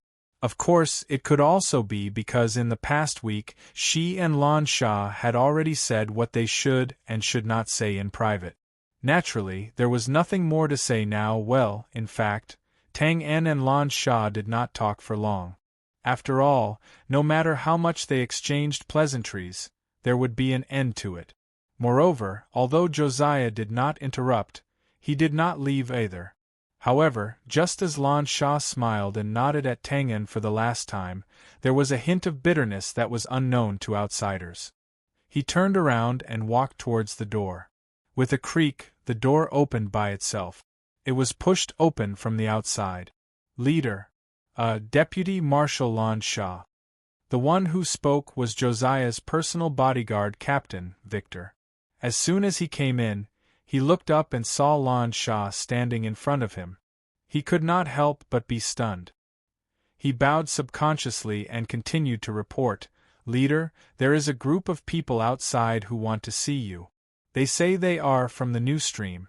The leader is Owens." New Stream? Owens? Josiah was stunned. His expression was blank. Obviously, he was not familiar with these two names. Tang En, who was standing at the side, heard the news. He blinked and looked thoughtful. He nodded slightly to Victor, asked them to come in. "Yes. They are acquaintances. They used to be from the Temple of Light. They tried to kill me." Tang En turned around and explained briefly to Josiah, who looked at him in surprise. Then, he ignored the strange expressions of Josiah and Lan Sha. He shrugged and said, "But it's okay now. They have already left the Temple of Light and set up another mountain to establish the New Stream. Now they specialize in fighting against the Temple of Light." After a pause, he said, "Well, they are somewhat acquainted with me." Josiah nodded in realization, listening to what you said, the New Stream. I seem to have heard this name a few times recently. Well, but why did they come to the Grey Coat army? Maybe the enemy of my enemy is my friend. After Victor's interruption, Lan Sha did not leave immediately. He chuckled and made a guess. Probably not. Shaking his head lightly, Tang En stroked his chin and muttered, "Do you still remember how I forced out the location of the elite sorcerers of the Temple of Light that was hiding in the dark and ambushing them from those scammers? It was a cave. Although I was late and could not catch those guys, it was not like I did not get anything." Pause for a while. Judging from the messy condition of the rubble in the cave and the bloodstains that have not been cleaned up, there was a fierce battle not long ago. You mean, well, it was Owens and the others who were fighting against the elite mage group of the Temple of Light? Following Tang En's train of thought, Josiah, who quickly reacted, could not help but ask in surprise, "And it was because of their interference that Meredith's sword missed its target?" "It's just a guess." Although he said that, Tang En was already 80 to 90% sure of it, because he knew that the New Stream's current range of activity was on the eastern coastline thousands of miles away. So, the fact that Owens and the others were here now had already explained something. However, "You guessed wrong, it was not us who saved you."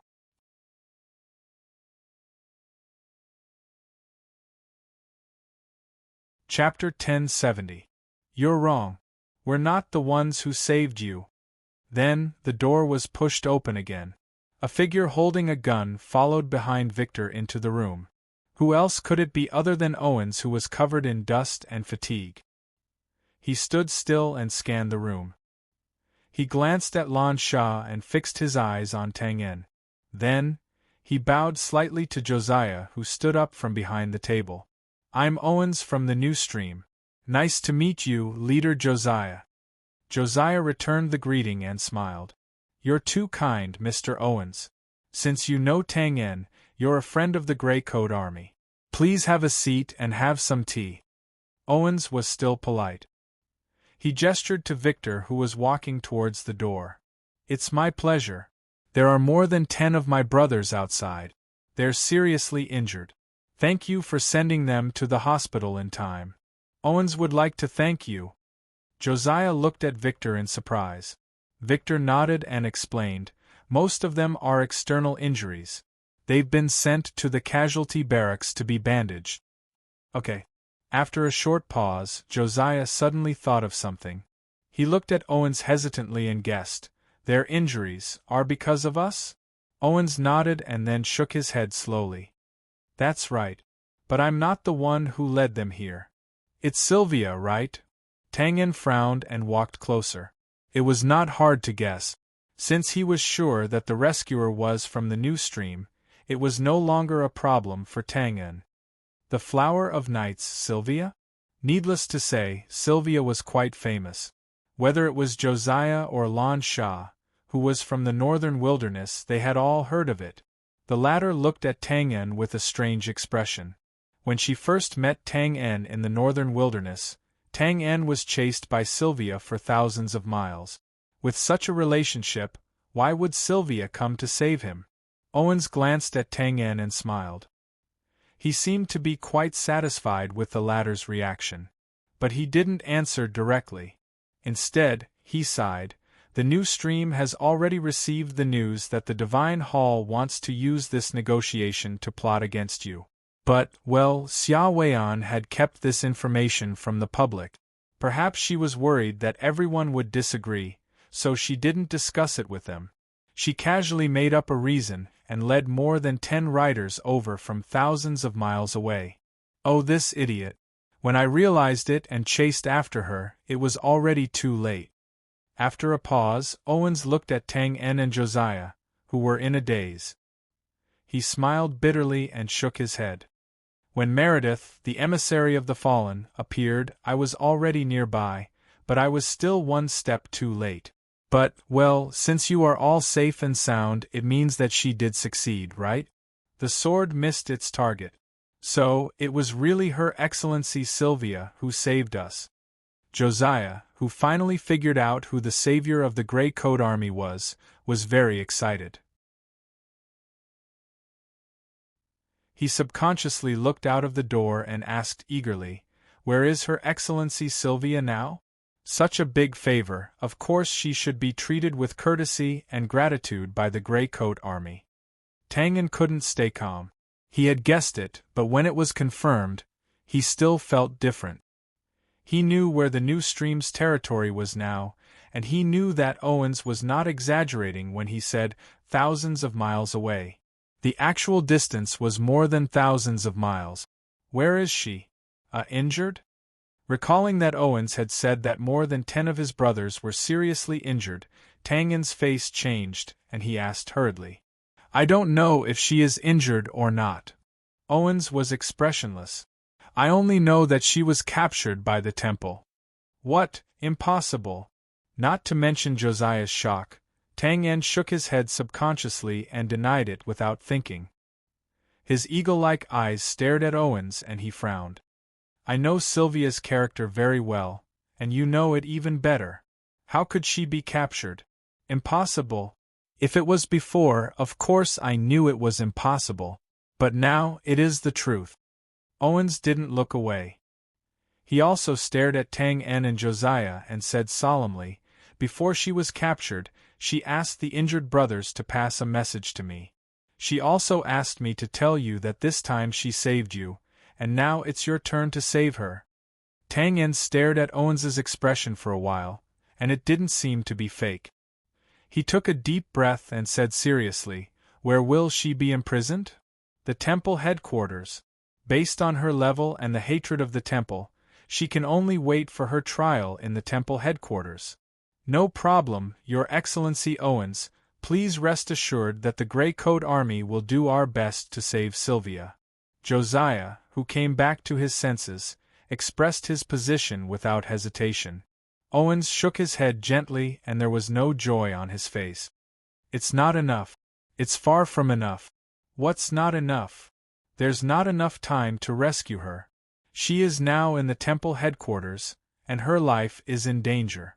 Even if you rush to rescue her now, the time spent on the road is enough to determine her life and death. That's not necessary. Lan Shah, who was standing on the side, frowned and said, with Sylvia's prestige in Bran, no matter how much the temple hates her, they should consider the thoughts of the believers. At least they should go through some trial procedures and so on, right? Owens still shook his head. Maybe, but this is not enough to be safe. Then what do you mean? After a pause, Owens didn't answer immediately. Instead, he looked at Lan Shah and Josiah, and suddenly said to Tang En, although the new church has been established for a short time, our intelligence is not weak. If I remember correctly, Leader Josiah and you are lovers, right? And this is Miss Lan Shah, also known as Her Highness in the Northern Wilderness. She has a good relationship with you, right? Tang En and the other two were stunned. They were not shocked by the intelligence ability of the new church mentioned by Owens.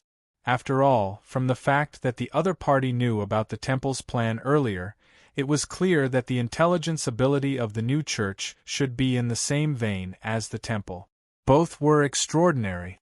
They were just surprised by what Owens said, which seemed to have no obvious connection with the current situation. Tang En frowned. Just say it. Owens nodded. Well, I think you know the relationship between the temple and the Bran Empire. We are bound together for good or ill. So if you want to ensure Sylvia's safety, you can not only start from the temple, but also from the Bran Empire. To put it simply, you can increase the value of Sylvia as a captive, so that the temple headquarters will be afraid and will not act immediately. Pause for a while. Owens suddenly stood up and bowed 90 degrees to Josiah and Lan Shah, who were caught off guard. Leader Josiah, Your Highness Lan Shah, I have thought about it. As long as the Grey Coat Army does not retaliate against the temple before the rescue operation is successful, and the northern wilderness tribes will stop attacking the Bran Empire, Sylvia will be safe in the temple headquarters. Please. Mr. Owens, what are you doing? Josiah saw this and quickly stepped forward to help Owens up. Although the latter got up, he still looked at Josiah and Lan Shah with sincerity. It had to be said that Owens's idea was indeed good. If it was really as he said, then even if the temple was unwilling, the Crown Prince's empire would not sit back and watch Sylvia get into trouble. However, you are joking. Lan Shah did not hesitate to refuse coldly. Not to mention that I am not familiar with Sylvia, she did not save my life. Even if she did, do you think I would give up such a good opportunity to attack the Bran Empire? Although his words were not polite, the logic was right. Josiah did not care. After reaching an agreement with the second prince, the Grey Coat Army did not immediately plan to take revenge and regain their face. But the northern wilderness tribes represented by Lan Shah were different. They and the Bran Empire were two huge forces with 1,000 years of enmity. It could not be changed by the will of any individual. And then again, even if Lan Shah wanted to help, he might not be able to make the decision. It was better to refuse directly, lest the other party had other thoughts. If that happened, it would be difficult to deal with. Tang En and Josiah were naturally clear about this, and they were in no position to persuade him. Otherwise, they would fall out with Lan Shah. Therefore, they could not help but frown silently. The scene was silent because of this. At this time, haha, I knew it would be like this. If that's the case. Owens did not seem to be surprised by this result. He shook his head and muttered in a low voice. Then, he took a deep breath, straightened his chest, and looked directly at Tang En with bright eyes. Then I can only leave it to you. Sylvia is pregnant, your child. In my. What? What? At this moment, Tang En seemed to have been hit directly in the head by rolling heavenly thunder. His thoughts were frozen and he was stunned. He was so dizzy that he did not know where he was. Sir Owens, you. Josiah and Lan Sha, who were equally shocked and speechless, regained their senses with great difficulty. They did not know whether to laugh or cry, and their faces were full of absurdity. This matter can be discussed. You don't have to, Lan Sha shook his head and laughed. Haha, no wonder you wanted to talk about my relationship with Tang En. Sir Owens, you can't be so naive, right? Do you think that by throwing out such an absurd reason, I will give up on attacking the Bran? Obviously, neither Josiah nor Lan Sha believed that Owens threw out this trump card. This was not strange. It would be strange if they believed it immediately. However, the strange thing was that Owens' expression did not change as well, as if he did not hear the doubts and questions. His gaze was still fixed on Tang En, and he slowly said, "You just said that Sylvia could not be captured." Yes, if it was Sylvia in her normal state, of course, it would be impossible for her to be captured. She would only fight to the death. However, if she is pregnant, think about it, with your understanding of Sylvia's personality, think about it again. Other than this, what other reason would she make such a choice? After he finished speaking, Tang En, who relied on his killer's strong instincts and barely recovered some of his consciousness, subconsciously thought about it. Then, the dam in his mind collapsed. There was only one thought in his mind that kept dancing and circling. Sylvia is pregnant? Sylvia is really pregnant. I have a child? I actually have a child. Fear, joy, disbelief. As a person of two lives, there were many complex emotions that he had never felt before. They mixed and spread. On the outside, he just stood there in a daze and was in a trance. Tang En was silent. Josiah and Lan Sha, who were observing him, were also silent. He was startled, and the expression of disbelief slowly faded from his face. It was replaced by a paleness that made one's heart palpitate. It was a pale, bloodless paleness. One of them fell back on the chair in a daze. Her fingers were intertwined, and her delicate body was curled up.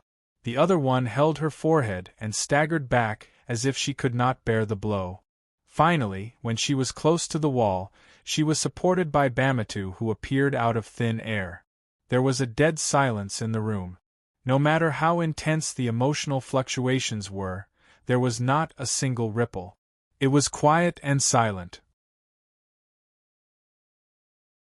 He did not know how much time had passed. At least, Tang En, who was standing there in a daze, did not know. His thoughts had already drifted thousands of miles away, and his eyes were unfocused. He seemed to have heard a laugh. At the corner of the wall, a figure pushed away the supporting figure beside him, turned around and walked towards the door. His back was resolute. He lifted his leg, kicked the wooden door open with a bang, and left. Not long after, a figure walked in front of him and seemed to be staring at him for a few minutes. Shang did not say anything. There was a broken glass in his eyes. He subconsciously reached out to grab the figure, but his arm seemed to be frozen and did not listen to his command. In the end, he could not reach out. Then, he watched the figure slowly lower his head, turn around, and leave in a hurry. After a while, "I'm sorry." Owens stepped in front of Tang En. He did not dare to look into his eyes. He subconsciously avoided his gaze and said with his head tilted. Sylvia had said before that she would not fight for anything. Therefore, the words she asked the new church knight to pass to Owens were for him to speak to Tang En alone. However, Owens did not do so. After he found the Grey Coat Army's encampment, he requested to meet Josiah. Because of this, the current situation was within his expectations. Owens did not regret his choice. Even if he had to do it all over again, he would still do it. The reason was very simple. This way, he could better ensure Sylvia's safety in the temple headquarters. However, it was a little cruel to Tang En, Josiah, and perhaps to Lan Shah of course. No matter what the reason was, he was still the one who spoke out of turn. Therefore, Owens apologized. After a while, "No need. It's not your fault. It's my own fault." Owens was stunned. However, not long after, Tang En's voice was frighteningly hoarse, like the cold wind blowing from the cracks in the Gobi Desert. It was obscure and indescribable. Ahem. If it wasn't for those things that happened between Sylvia and me in the small hotel, it would be useless for you to say these things. Isn't it? I just feel a little unprepared. Josiah didn't, but she did. Haha, this kind of thing really isn't up to anyone. Listening to Tang En's calm self-analysis with an expressionless face, Owens could not help but take a step back subconsciously. He muttered to himself, unable to speak. It was only between noon and afternoon. Owens's decision was still a little hasty and hot-headed. Of course, he had also considered Tang En's various reactions, including being silenced by a furious Tang En, being unable to walk out of the Grey Coat Army's encampment, and so on. However, no matter what he imagined, it did not include Tang En's current strange state calm, so calm that it was terrifying. Like a machine, he considered the problem methodically and dealt with the trouble. Tang En, who did not feel that he was even more terrifying in Owens's eyes, paused for a while, took a deep breath, and returned to his original voice. He muttered to himself, "Let me think, according to the time, she should be about 8 months pregnant now. If this didn't happen, she would have been planning to hide it from me like this? She didn't even tell me when she was born? Haha, she really doesn't fight for anything. 8 months, the fetus should be formed. She dared to run around at such a sensitive time. She really has guts. By the way, how is her physical condition now?" She's pretty good." Owens subconsciously continued. "Except for this long journey, she usually pays attention to protecting herself. She basically doesn't go out. She also hired a few experienced women to accompany her. I only remember that other than vomiting a few times, there was nothing wrong with her body." "Oh, that's good. Haha, otherwise, why would she be called a genius warrior? Her physical fitness is much stronger than ordinary women." "Yeah, haha." Owens, who was not sure if this was humor or something else, could only laugh along foolishly. "Well, that's it for now." Tang En rubbed his cheeks vigorously as if he was washing his face.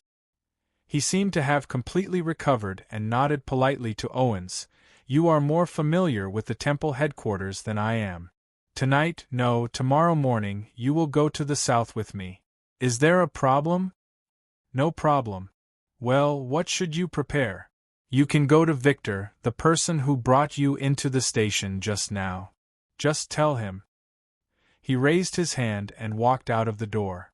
When he stepped over the threshold, he paused and turned his head. "By the way, has she named the child in advance?" "Yes, there are several. But she hasn't confirmed it yet. Some time ago, she was discussing it with her new friend, Cindy." "Cindy? She don't let her name it."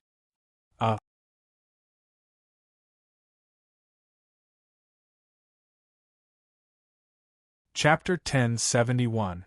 Walking out of the door, he raised his head and subconsciously narrowed his eyes. Tang En had never felt that this dim light could be so dazzling. It was as if the light had illuminated his entire body from top to bottom, leaving no room for escape.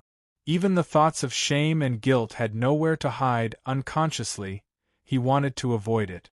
He followed the shadows of the corners of the walls and turned whenever he saw a path. He walked in a muddle-headed manner. Along the way, he seemed to have met David and told him something, but it was forgotten in the blink of an eye in the past. His mind was clear, calm, and ruthless. Now, it was like an overloaded machine, groaning and whining until it went out of control. He was like a wild horse that had broken free of its reins. Sometimes, he would think of Josiah's extremely sorrowful eyes. Sometimes, he would think of Sylvia's enchanting figure in the small hotel. Sometimes he would think of his child, who had yet to be officially named. Sometimes he would feel that his surroundings were a little cold, and the cold wind was bone-chilling. Finally, he had a splitting headache, after walking for an unknown period of time. Perhaps it would only be a moment, or perhaps it would be another 2 hours. Raising his hand, he massaged the sides of his head with great force. Raising his head, he saw an extremely familiar wooden door in front of him. He was startled. This was Josiah's room in the temporary encampment, which was also Tang Yin's room. Of course, that might not be the case anymore. However, the power of habit was really strong. After going around in circles unconsciously, it still brought him here in the end. The door was closed, but not locked. It was still a subconscious action. Tang Yen stretched out his hand and gently pushed the door. With a creak, light slipped in through the gap between the door and instantly brought a small patch of light to the dark room. It illuminated the familiar figure sitting alone at the table in a daze with dim and slightly red eyes, as if he was a frozen statue. After a long period of silence, Sylvia didn't raise her head. She just stared blankly at the simple wooden table. Then, he opened his mouth, his voice low and hoarse. "After the battle in Dawn City, I said that I would avenge Auntie Rosa. I won't let any traitors off. When we were hunting down the Borg family, you told me that Michaud was dead. You killed him with your own hands. Half a year ago, you brought people to the south to save my family.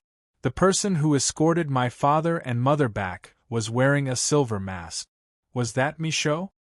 A few months ago, Lan Sha came to the Grey Coat Army. You said that she's a member of the royal family, so she might have a good impression of you. But it doesn't matter, it's just a little bit.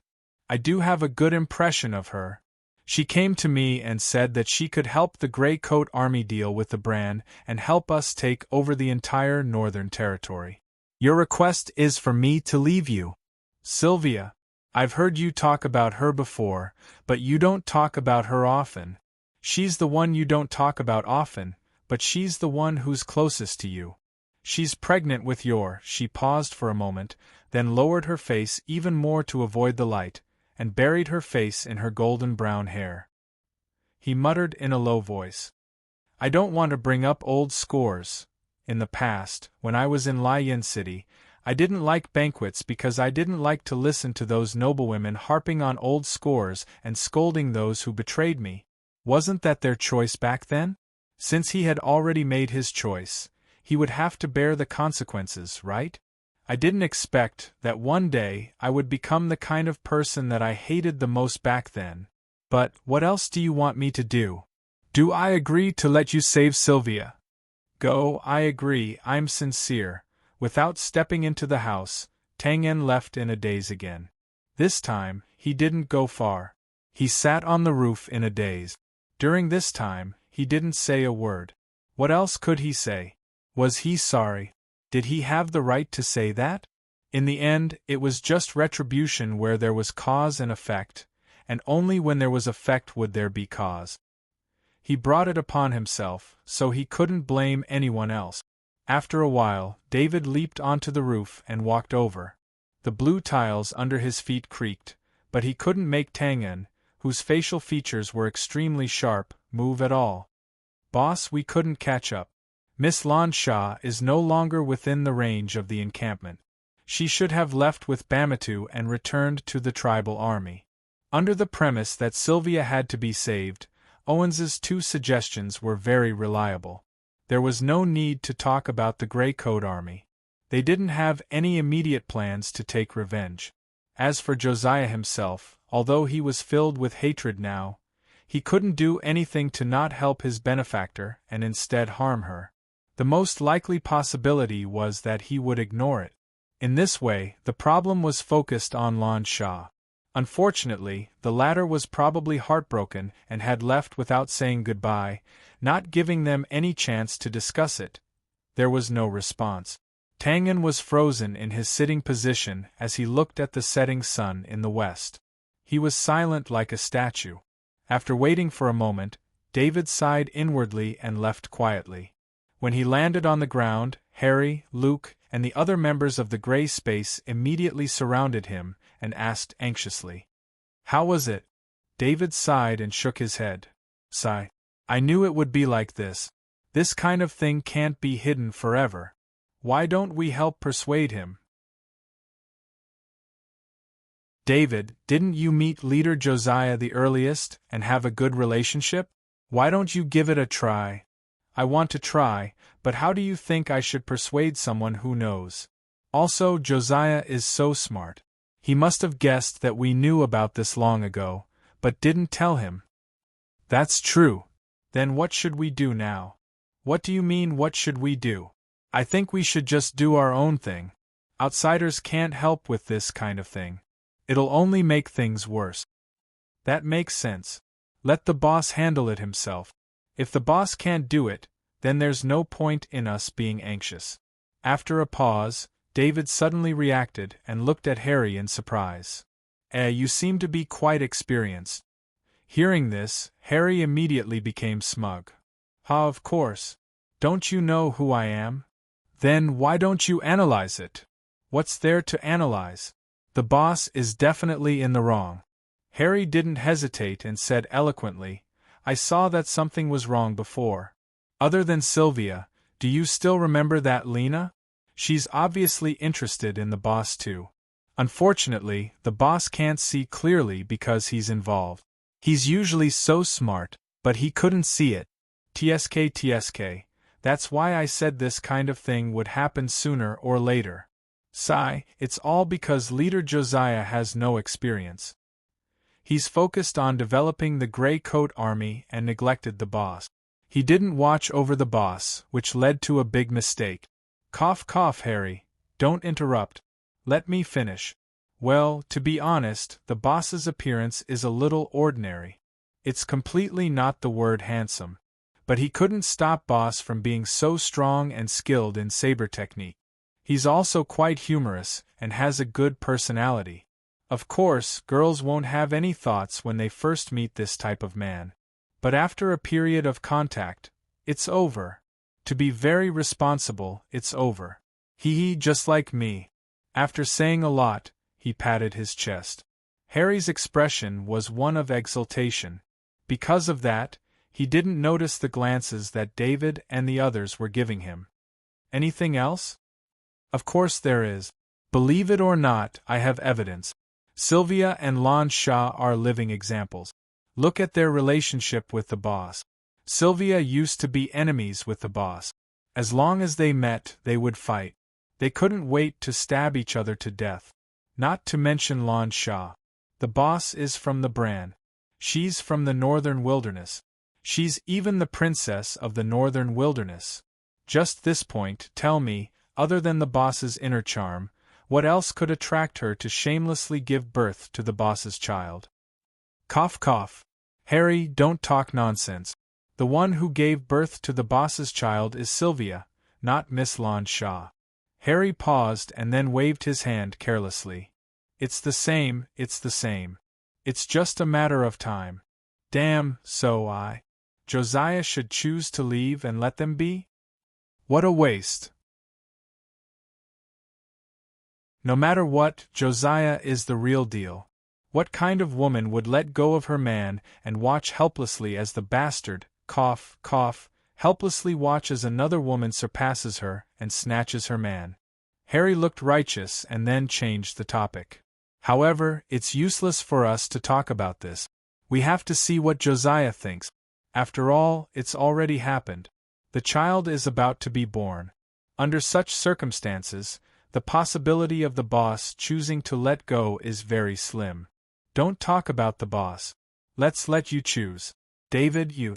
Hey, what's wrong with your eyes?" David touched his forehead and couldn't bear to look at him. He sighed. "I'm blind, His fat body suddenly stiffened. No matter how long his reflexes were, he should have reacted by now. Moreover, Harry had always been smart. He looked as if his parents had died. He moved his neck and looked like he wanted to turn but didn't dare to. It was hard for him to be so smart. He laughed dryly and wanted to make up for it. Actually, this is mainly Xia Anwei's fault. No, it's Sylvia. No, it's this B*TCH who has bad intentions and seduced the boss. Enough. David waved his hand and interrupted. The corner of his mouth twitched. He's already gone. Why are you still pretending? Gone? Harry turned around and saw an extremely familiar figure walk into the room behind him and close the door with a bang. Who else could it be but Josiah? TSK, look at what you're capable of. How is it? You got your retribution, didn't you? I didn't know. It's over. Harry wiped the sweat off his forehead with a long face. Do you think Josiah will make things difficult for me in the future? You deserve it. You're asking for it. David's face was full of anger, and he turned to leave after he finished speaking. Sigh. Look at my stupid mouth. Harry slapped his fat face and chased after them. Brothers, you have to save me. Save you? Hurry up and stay away from us. Go. You guys have a part to play too. You can't leave us in the lurch. Who are you? We don't know you. When they were close to the corner of the wall, Harry, who was one step behind, suddenly paused his steps. He turned his head and looked at Xiao Sei, who was still sitting on the roof motionlessly. He sighed and murmured to himself, "Come on, boss. Harry, this is all I can do for you."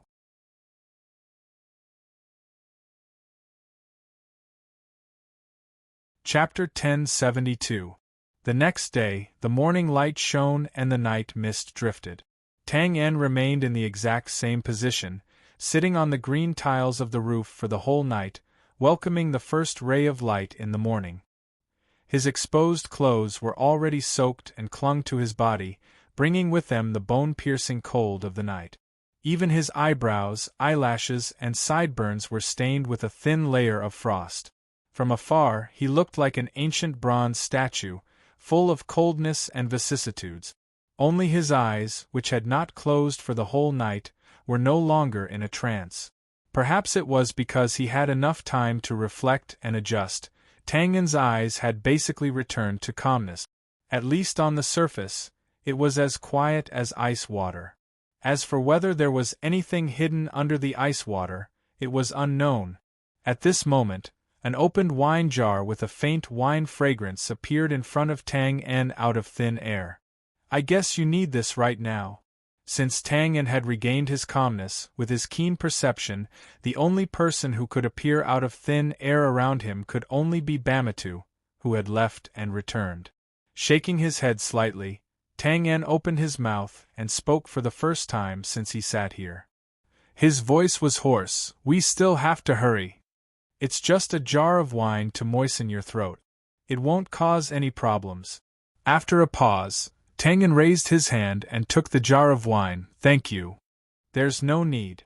Ba Mutu simply waved his hand and sighed as he sat by Twain's side. "If it weren't for the fact that my injuries haven't healed and my strength has been greatly reduced, causing me to be inferior to you, I would surely give you a good beating first." The corner of Tang En's mouth twitched and he forced a smile. Then he raised his head and drank a mouthful of wine, returning to his normal voice. "Elder Ba, you're too polite. If you really want to teach me a lesson, injuries and strength are not an obstacle." This was not modesty, it was the truth. As the saying goes, a 1,000-legged worm dies but never falls down. For a master like Bamitu, as long as he was still breathing, even if he was covered in wounds, who would dare to underestimate him? Ba Mutu smiled when he heard this. He didn't deny it, but he didn't agree either. He just changed the topic and shook his head with a sigh. "Speaking of which, I still thought very highly of you before. I also thought that you and Lan Sha would end up together in the end. Otherwise, I wouldn't have agreed to accompany her to the Grey Coat Army. It's just that I didn't expect. You really didn't let me down. You're so generous when you make a move. You quietly made a child outside, heh?" The jug of wine paused in midair. Tang En replied indifferently, "Elder Ba didn't come here just to make fun of me, right?" "Of course not." Bamida clapped his hands, stood up and said, I'm here to pass on a message. Of course, you can see it as a snitch. After all, although that person did not avoid my orders, he also did not ask me to pass them on. Well, the mountains are high and the road is long. Plus, the warriors are not used to the climate of Bran and so on. In order to be safe, the vanguard of the tribal army is estimated to take about a month to reach the front line of the battle, the Lano River. Tang En was stunned when he heard this. The jug of wine was touching his lips. After a while, he slowly put it down. Thank you. Thank her for me. The so-called high mountains and long road, and the reasons of not being used to the climate, were of course just excuses. The barbarian soldiers could even ignore the harsh living environment of the northern wilderness. How could they not adapt to the good climate of the Bran? Therefore, instead of saying that they had to spend about a month on the road, it was better to say that they had to make way for Tang En's next move. He waved his hand. I said, there's no need. And this is just a strategic decision made for the sake of safety. It has nothing to do with other things. Well, since the message has been passed, I won't stay any longer. Ba Mutu was very straightforward. A moment ago, he said he was going to leave, but the next moment, his figure had already disappeared into the void, leaving only a faint warning reminder. Be careful, kid. The Divine Palace headquarters is not a place you can easily break into. Although the old Pope's strength is terrible, he has a lot of tricks up his sleeve. Don't provoke him if you can. Of course, if you can send him to see the so-called God of Light, then I'll treat you to a drink when I come back. As soon as he finished speaking, he quickly disappeared along with the gradually dissipating faint mist. In the end, he disappeared completely. After a pause, Tang En slowly got up. Under the thin light from the east, he raised his head and drank the rest of the wine. Then he threw the empty jug far away and jumped off the roof. Boss. Before the jug that was still drawing a parabola in the air fell to the ground, a group of figures had quickly jumped out from all corners and gathered around Tang En in an instant. In the gray space, everyone was present. David, stay with your people and protect the station. The rest of you, come with me. Owens, come with us.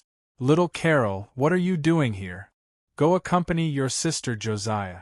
You're not allowed to go anywhere. David, watch over her. As their strength grew day by day and the team became more mature, the members of the gray space hadn't acted with Tang En for a long time. As a result, the people who were called out, such as Harry and Luke, were naturally overjoyed. On the other hand, little Carol, David, and David's team members, who had been left behind, were depressed when they heard this. However, the situation this time was special. Coupled with Tang En's biting cold, unapproachable aura, they knew that there was no room for negotiation. They could only pinch their noses and accept it. Time was of the essence, and the situation was critical. To be honest, the fact that Lan Sha had made a concession was already beyond Tang En's expectations. Thus, everything had to be simple and fast. After quickly giving the order and explaining everything succinctly, Tang En turned around and left without saying anything else. At that moment, David suddenly called out, "Boss, should we say goodbye to Josiah first?" Pausing, Tang En turned his head to look at the room behind him. The doors and windows were closed. He took a deep breath and strode away. Let's go. It was still the same thing. Saying anything now was useless. It might even cause the opposite effect and intensify the conflict. It was better to separate for the time being and calm down for a while. That might be better, but there was no guarantee, there was no farewell, nor was there a send-off. Not many people in the station knew about Sylvia. Apart from David and the other members of the Gray Space, there were only a few people involved. Even Fry and the other higher-ups didn't know. So, when Tang En quietly left the station with Owens and half of the Gray Space members in the light of dawn, no one woke up early to send them off. Outside, Harry and the others had already prepared fast horses. They didn't stop at all and rushed out of the station as fast as they could. Tang En. Galloping, Owens urged his horse closer. Have you set the route? As far as I know, there is a long-range transmission tower in Sharon City, which is more than 100 kilometers away. If it wasn't destroyed in the war, we'll go after her first. Tang En interrupted. Go after her? Who? The second prince. Good idea. It was indeed a good idea. After the temple caught Sylvia, of course, they wouldn't try her immediately and execute her secretly. After all, Sylvia was a person of prestige. Even if she was now against the temple, there would always be some believers who were skeptical. The temple had to give a reasonable explanation. During this time, after the position of the Grey Coat Army and the tribal army spread to the south, the temple would naturally be more reluctant to kill Sylvia. Or even if they were willing to, the Empire would not agree, of course. Even if they didn't kill Sylvia, they would definitely put her under house arrest. At the same time, the Empire and the temple would definitely think of the coming rescue operation and would certainly make all kinds of arrangements. It was not an exaggeration to say that when Tang En and his rescue team officially set foot on the southern land, it would be the beginning of heavy blockades and encirclement. Tang En was confident in himself and the gray space. These blockades and encirclement should not be able to stop them. But it was inevitable that when they dealt with these blockades and encirclement, the rescue progress would inevitably be slowed down and unnecessary time would be wasted. This was what Tang En didn't want to see. So he had to disrupt the situation first and disrupt the joint deployment of the temple and the Empire. And the shitstirrer who could have such a powerful effect was naturally the second prince and his group. This was almost certain. When the Empire announced that the second prince, who had died in the hands of the Grey Coat Army, suddenly appeared in the southern land, it would definitely cause a huge commotion. And this was also the opportunity for Tang En and his group to fish in troubled waters. Of course, these were just expectations. The first problem that Tang En had to solve was to obtain the cooperation of the second prince and his group. And in fact, this was not difficult. Putting aside the night, it was just a short half-day. Even if the second prince and his noble negotiation team were eager to return home, no matter how fast they were, of course, it was impossible for them to fly out of the northern boundary immediately. In fact, Tang En and his group did not even need half a day to successfully intercept the other party on the mountain path. When he saw the second prince, Tang En did not hide anything. Now, he did not have the time or mood to hide anything. He directly explained the situation concisely and put forward his request, then waited for the other party's decision. The second prince was naturally shocked by Tang En's sudden arrival. After all, they were now in the territory of the Grey Coat Army. If the other party had the intention to kill them, there was really not much they could do. However, as expected of the smart person that Lan Shah had mentioned, after a simple understanding of the situation, the second prince did not hesitate and immediately nodded in agreement. No problem, everything will go according to what His Excellency Tang En said. We will definitely cooperate. I do not agree. Of course, there was never a lack of people in this world who sang a different tune. Perhaps they felt that the second prince had agreed too readily, or perhaps they felt that they were the smart ones. Before the second prince finished speaking, an old noble with curly hair stood out. He stroked his white beard and said, "The negotiation agreement has just been reached. Logically speaking, we are now partners with the Grey Coat Army, so we should naturally help each other. But after all, this is not an official matter, but His Excellency Tang En's personal matter, so it is not within the scope of the negotiation agreement." After a pause, he suddenly changed the topic. "Of course, it's not that we can't help with personal matters. But, if you want to get something, you have to give first. After all, when we return to the south, our future is uncertain." After a meaningful sigh, the eyes of the surrounding members of the noble negotiation team lit up. They looked at Tang En and wanted to say something. As the saying went, one had to listen to what was being said. This was especially important when talking to people who boasted of their high status. For example, right now, although this curly-haired old noble was rambling on, the main point was only one sentence. If you want to get something, you have to give first. To put it bluntly, Tang En was now asking them for a favor. And since they were asking for a favor, of course there had to be a reward. As for what the reward was, it was to take this opportunity to tie Tang En and the others to the noble negotiation team. This way, when they returned to the south, they would have an additional layer of personal protection. How to put it? According to the principle of equivalent exchange, this request was not too much. After all, there was no free lunch in this world. Since Tang En wanted to use them to stir up trouble, it was only natural for them to use them for self-defense, wasn't it? It was just a pity that this curly-haired old noble had forgotten what it meant to say that the situation was stronger than the person. He had also forgotten whose territory he was standing on now. More importantly, he had neglected Tang En's current mood. If you want to get something, you have to give first. And that makes sense. Tang En rubbed his eyebrows, looked at the curly-haired old noble, and nodded with a smile. The old noble and the surrounding group of old nobles could not help but be delighted when they saw this. They only took it as Tang En's agreement. Only the second prince's expression changed drastically when he heard this. He subconsciously stepped sideways and waved his hand, blocking in front of the curly-haired old noble. Wait, a gust of wind blew past him, and his outstretched hand suddenly heated up. With a flash of the blade, a column of blood shot up to the sky like an underground fountain. It splashed everywhere, instantly drenching the faces of the surrounding old nobles who were caught off guard. They stood there stupefied. The curly-haired old noble, who still had a triumphant smile at the corner of his mouth, had already left his body and was easily caught in Tang En's hand.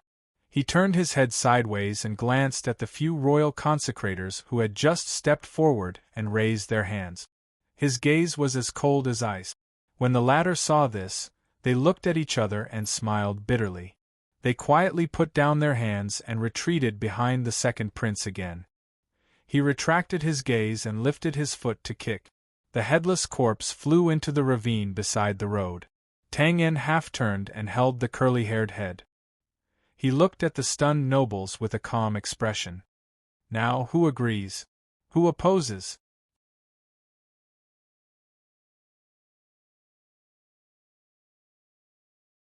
Chapter 1073. Holding the bloody head, he asked who was in favor and who was against it. In fact, he was asking if they wanted to die or not. The result was self-evident. After a short delay, the two teams merged into one. Tang En and the others became inconspicuous guards and merged into the second prince's ceremonial team. What followed was naturally a hurried journey, which was also the beginning of the suffering of the old nobles in the negotiation team. Previously, the second prince and his team were eager to return home and wished they could immediately fly back to the southern capital to take charge of the situation and stabilize their forces. However, because there were too many middle-aged and old nobles in the team, they could not withstand the bumpy ride, and could not speed up even if they wanted to.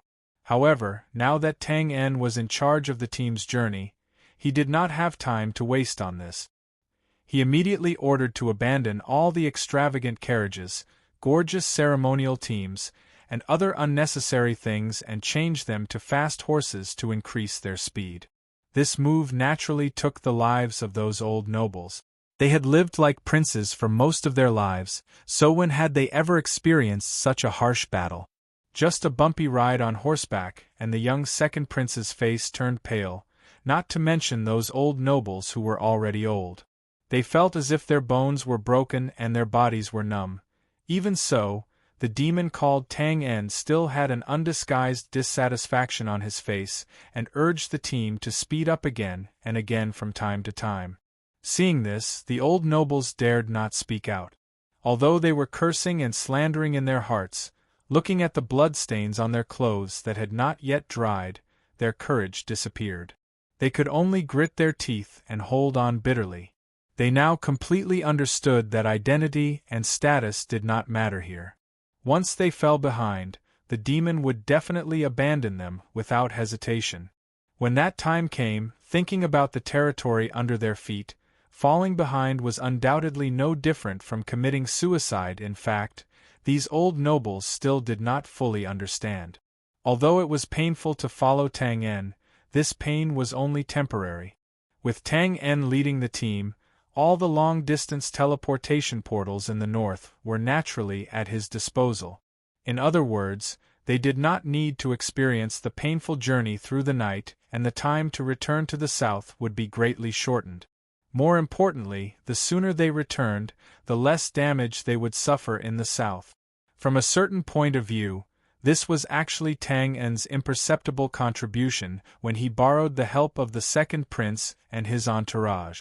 Originally, although Tang En was too domineering and did not make it clear, when the two teams were not in the same team, both sides were in the same boat. If someone were to cause trouble for the second prince and his entourage, it would be equivalent to causing trouble for Tang En. So, he would have to deal with them personally. It was a pity that the curly-haired old noble was greedy and became more muddle-headed as he aged. In the end, not only did he not get what he wanted, he even lost his life. He was a lamentable example of courting death. Well, the journey is always boring. Let's temporarily shift our gaze away from here and follow the direction of Tang En's footstep. South, south, and then south. As long as it was a force, there would always be a center that represented power, economy, and other important things. It could be as small as the stronghold of the mountain bandits and the manor of the noble family. It could be as big as the imperial city of the northern wilderness tribes or the imperial castle of the Bran Empire. The Temple of Light, as a huge force that was closely related to the Bran Empire, naturally had its own center. The only difference was that the latter was not the center of political power and economy, but the center of theocracy. This difference would not weaken the prestige of the Temple of Light. On the contrary, although the Temple of Light had tens of thousands of followers for thousands of years, its potential influence covered almost two-thirds of the land. It was terrifying. Of course, this was in the past. After the Grey Coat army controlled the north of the Bran, the power of the Temple of Light had shrunk along with the Empire. Now, it could only influence the southern part of the Bran. Its prestige was not as great as before. Perhaps this was the real reason why the Temple of Light was still unwilling to admit defeat after the Empire gave in. It secretly schemed against the Grey Coat army. Let's not talk about other things.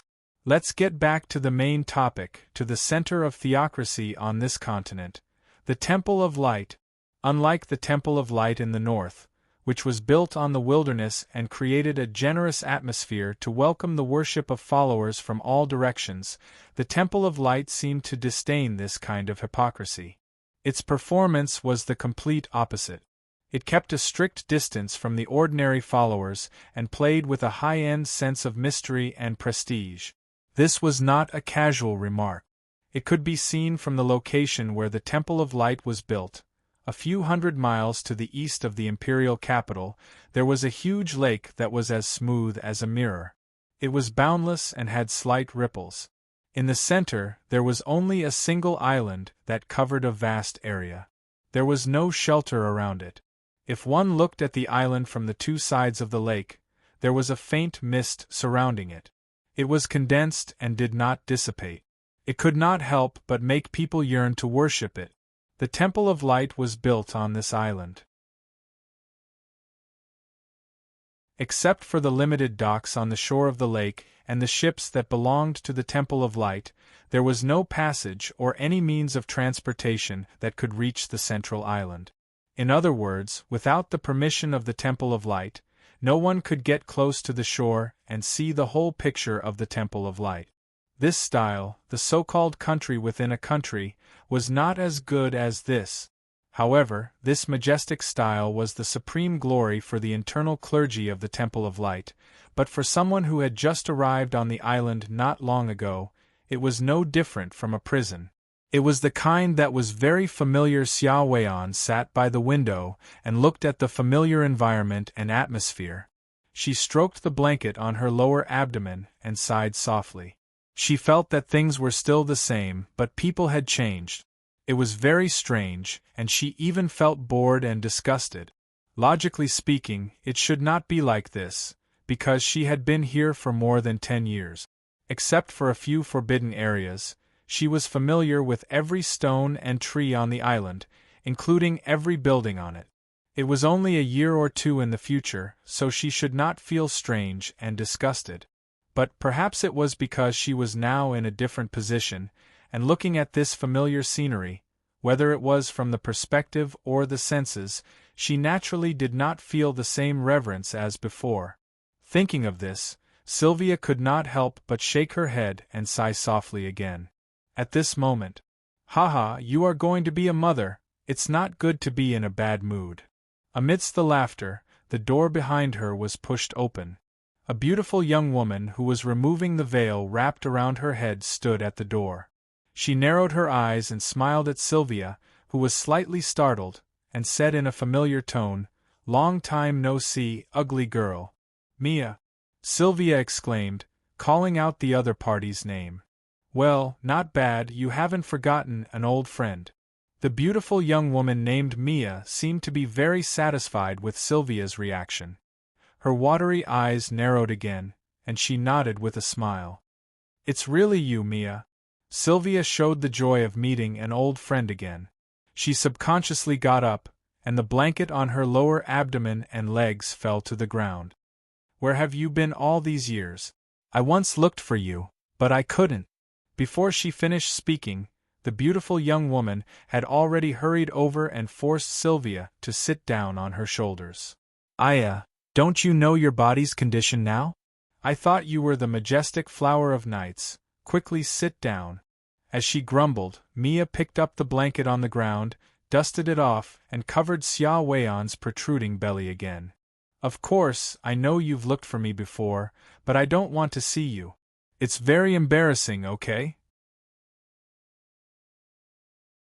We clearly trained together in the Knights department, but in the end, you became the famous Flower of Nights, while I couldn't persevere and became an old man's mistress.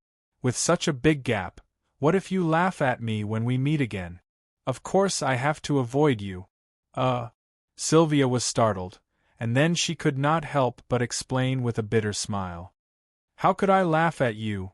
That's the problem. You won't laugh at me, but I will laugh at myself even more. But you still sincerely care for me, and that's even more infuriating." After arranging the blanket angrily, Mia suddenly looked up with a sly smile hidden in her eyes. Looking at Sylvia, who was mumbling to herself, she covered her mouth and laughed. "Ha, I'm just kidding. I didn't expect you to still be so serious and dull after so many years. Can't help but be amused." "Mia," Sylvia did not know whether to laugh or cry as she lightly hit Mia's arm. Perhaps it was because Mia, who was still as mischievous as ever, had arrived that she finally found a sense of familiarity in this unfamiliar place. The gloomy feeling of imprisonment from before was greatly alleviated, and her mood instantly relaxed.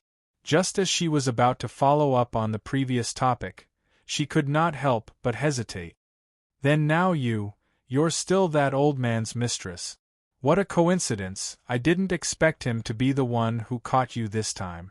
Mia did not have any reservations, and she spread her hands casually. "You know, once a clergyman is found to have an affair with a woman, it's impossible for him to progress in the church. That old man is an archdeacon, and is only one step away from becoming a red-robed archbishop. Of course, he wouldn't bear to give it up. That's why I could only leave the headquarters of the church and stay in the place he arranged for me outside. It's not bad.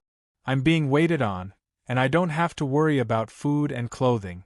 She paused and looked at Sylvia with a chuckle. "Speaking of which, he has to thank you." Otherwise, he would have been punished this time. Thank me. Yes. That old man led the church's elite team of mages out this time. In the end, not only did he fail to complete the mission, he couldn't even bring the red-robed archbishops back safely. Wouldn't he be punished? Fortunately, he caught you. This can be considered to have made up for his mistake. Sylvia did not know whether to laugh or cry at such a reason for thanking her. However, she was also familiar with Mia's character, and knew that she was not joking. She only smiled bitterly and shook her head. How can I be so valuable? It should be the result of his own activities. You don't know. Mia looked at Sylvia strangely. Or do you not believe me, and think that I'm here to get information from you through our friendship? What do I know? Alright, looks like you really don't know. Mia looked at Sylvia, who was at a loss and did not seem to be faking it. She tilted her head speechlessly. Then let me tell you. Because you were caught, the Grey Coat Army and the Northern Wilderness tribes postponed their plans to attack the Bran Empire. Tell me, do you think you're valuable? Believe me, as long as this situation continues, they will worship you like a father god. Sylvia's body trembled when she heard that. A familiar figure flashed across her mind, and all sorts of feelings surged into her heart. It was warm. She was stunned for a moment, and subconsciously looked at the room that was not luxurious, but was still clean and quiet.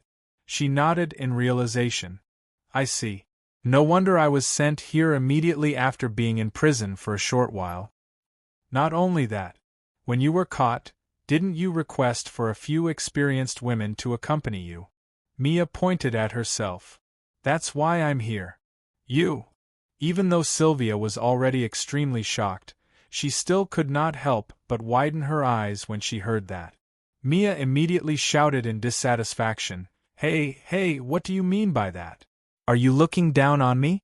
I'm already a mother of 2 children now. If it wasn't for that old man being useless, I could have given birth to a cavalry team. Really? Nonsense, of course it's true. 2 children. Otherwise, do you think that old man would have kept me until now? It's all because I didn't disappoint him. Relying on men? Unreliable. Alright, do you still remember when we talked about choosing men when we were young? There's no hope for me in this life. I'm going to be an old man's mistress. You? Pause for a while. Looking at Sylvia's bloated belly, Mia smiled and said, I remember that your basic condition for choosing men is that they have to be stronger than you in terms of strength. Looking at it this way, not only can he suppress you in terms of strength, but he also has the means to influence the Grey Coat Army and the Northern Wilderness tribes. TSK, you also found an old man? This is great. We sisters don't have to laugh at each other now. Sylvia pursed her lips and shook her head while holding back her laughter. No, he's not an old man. He should be younger than me.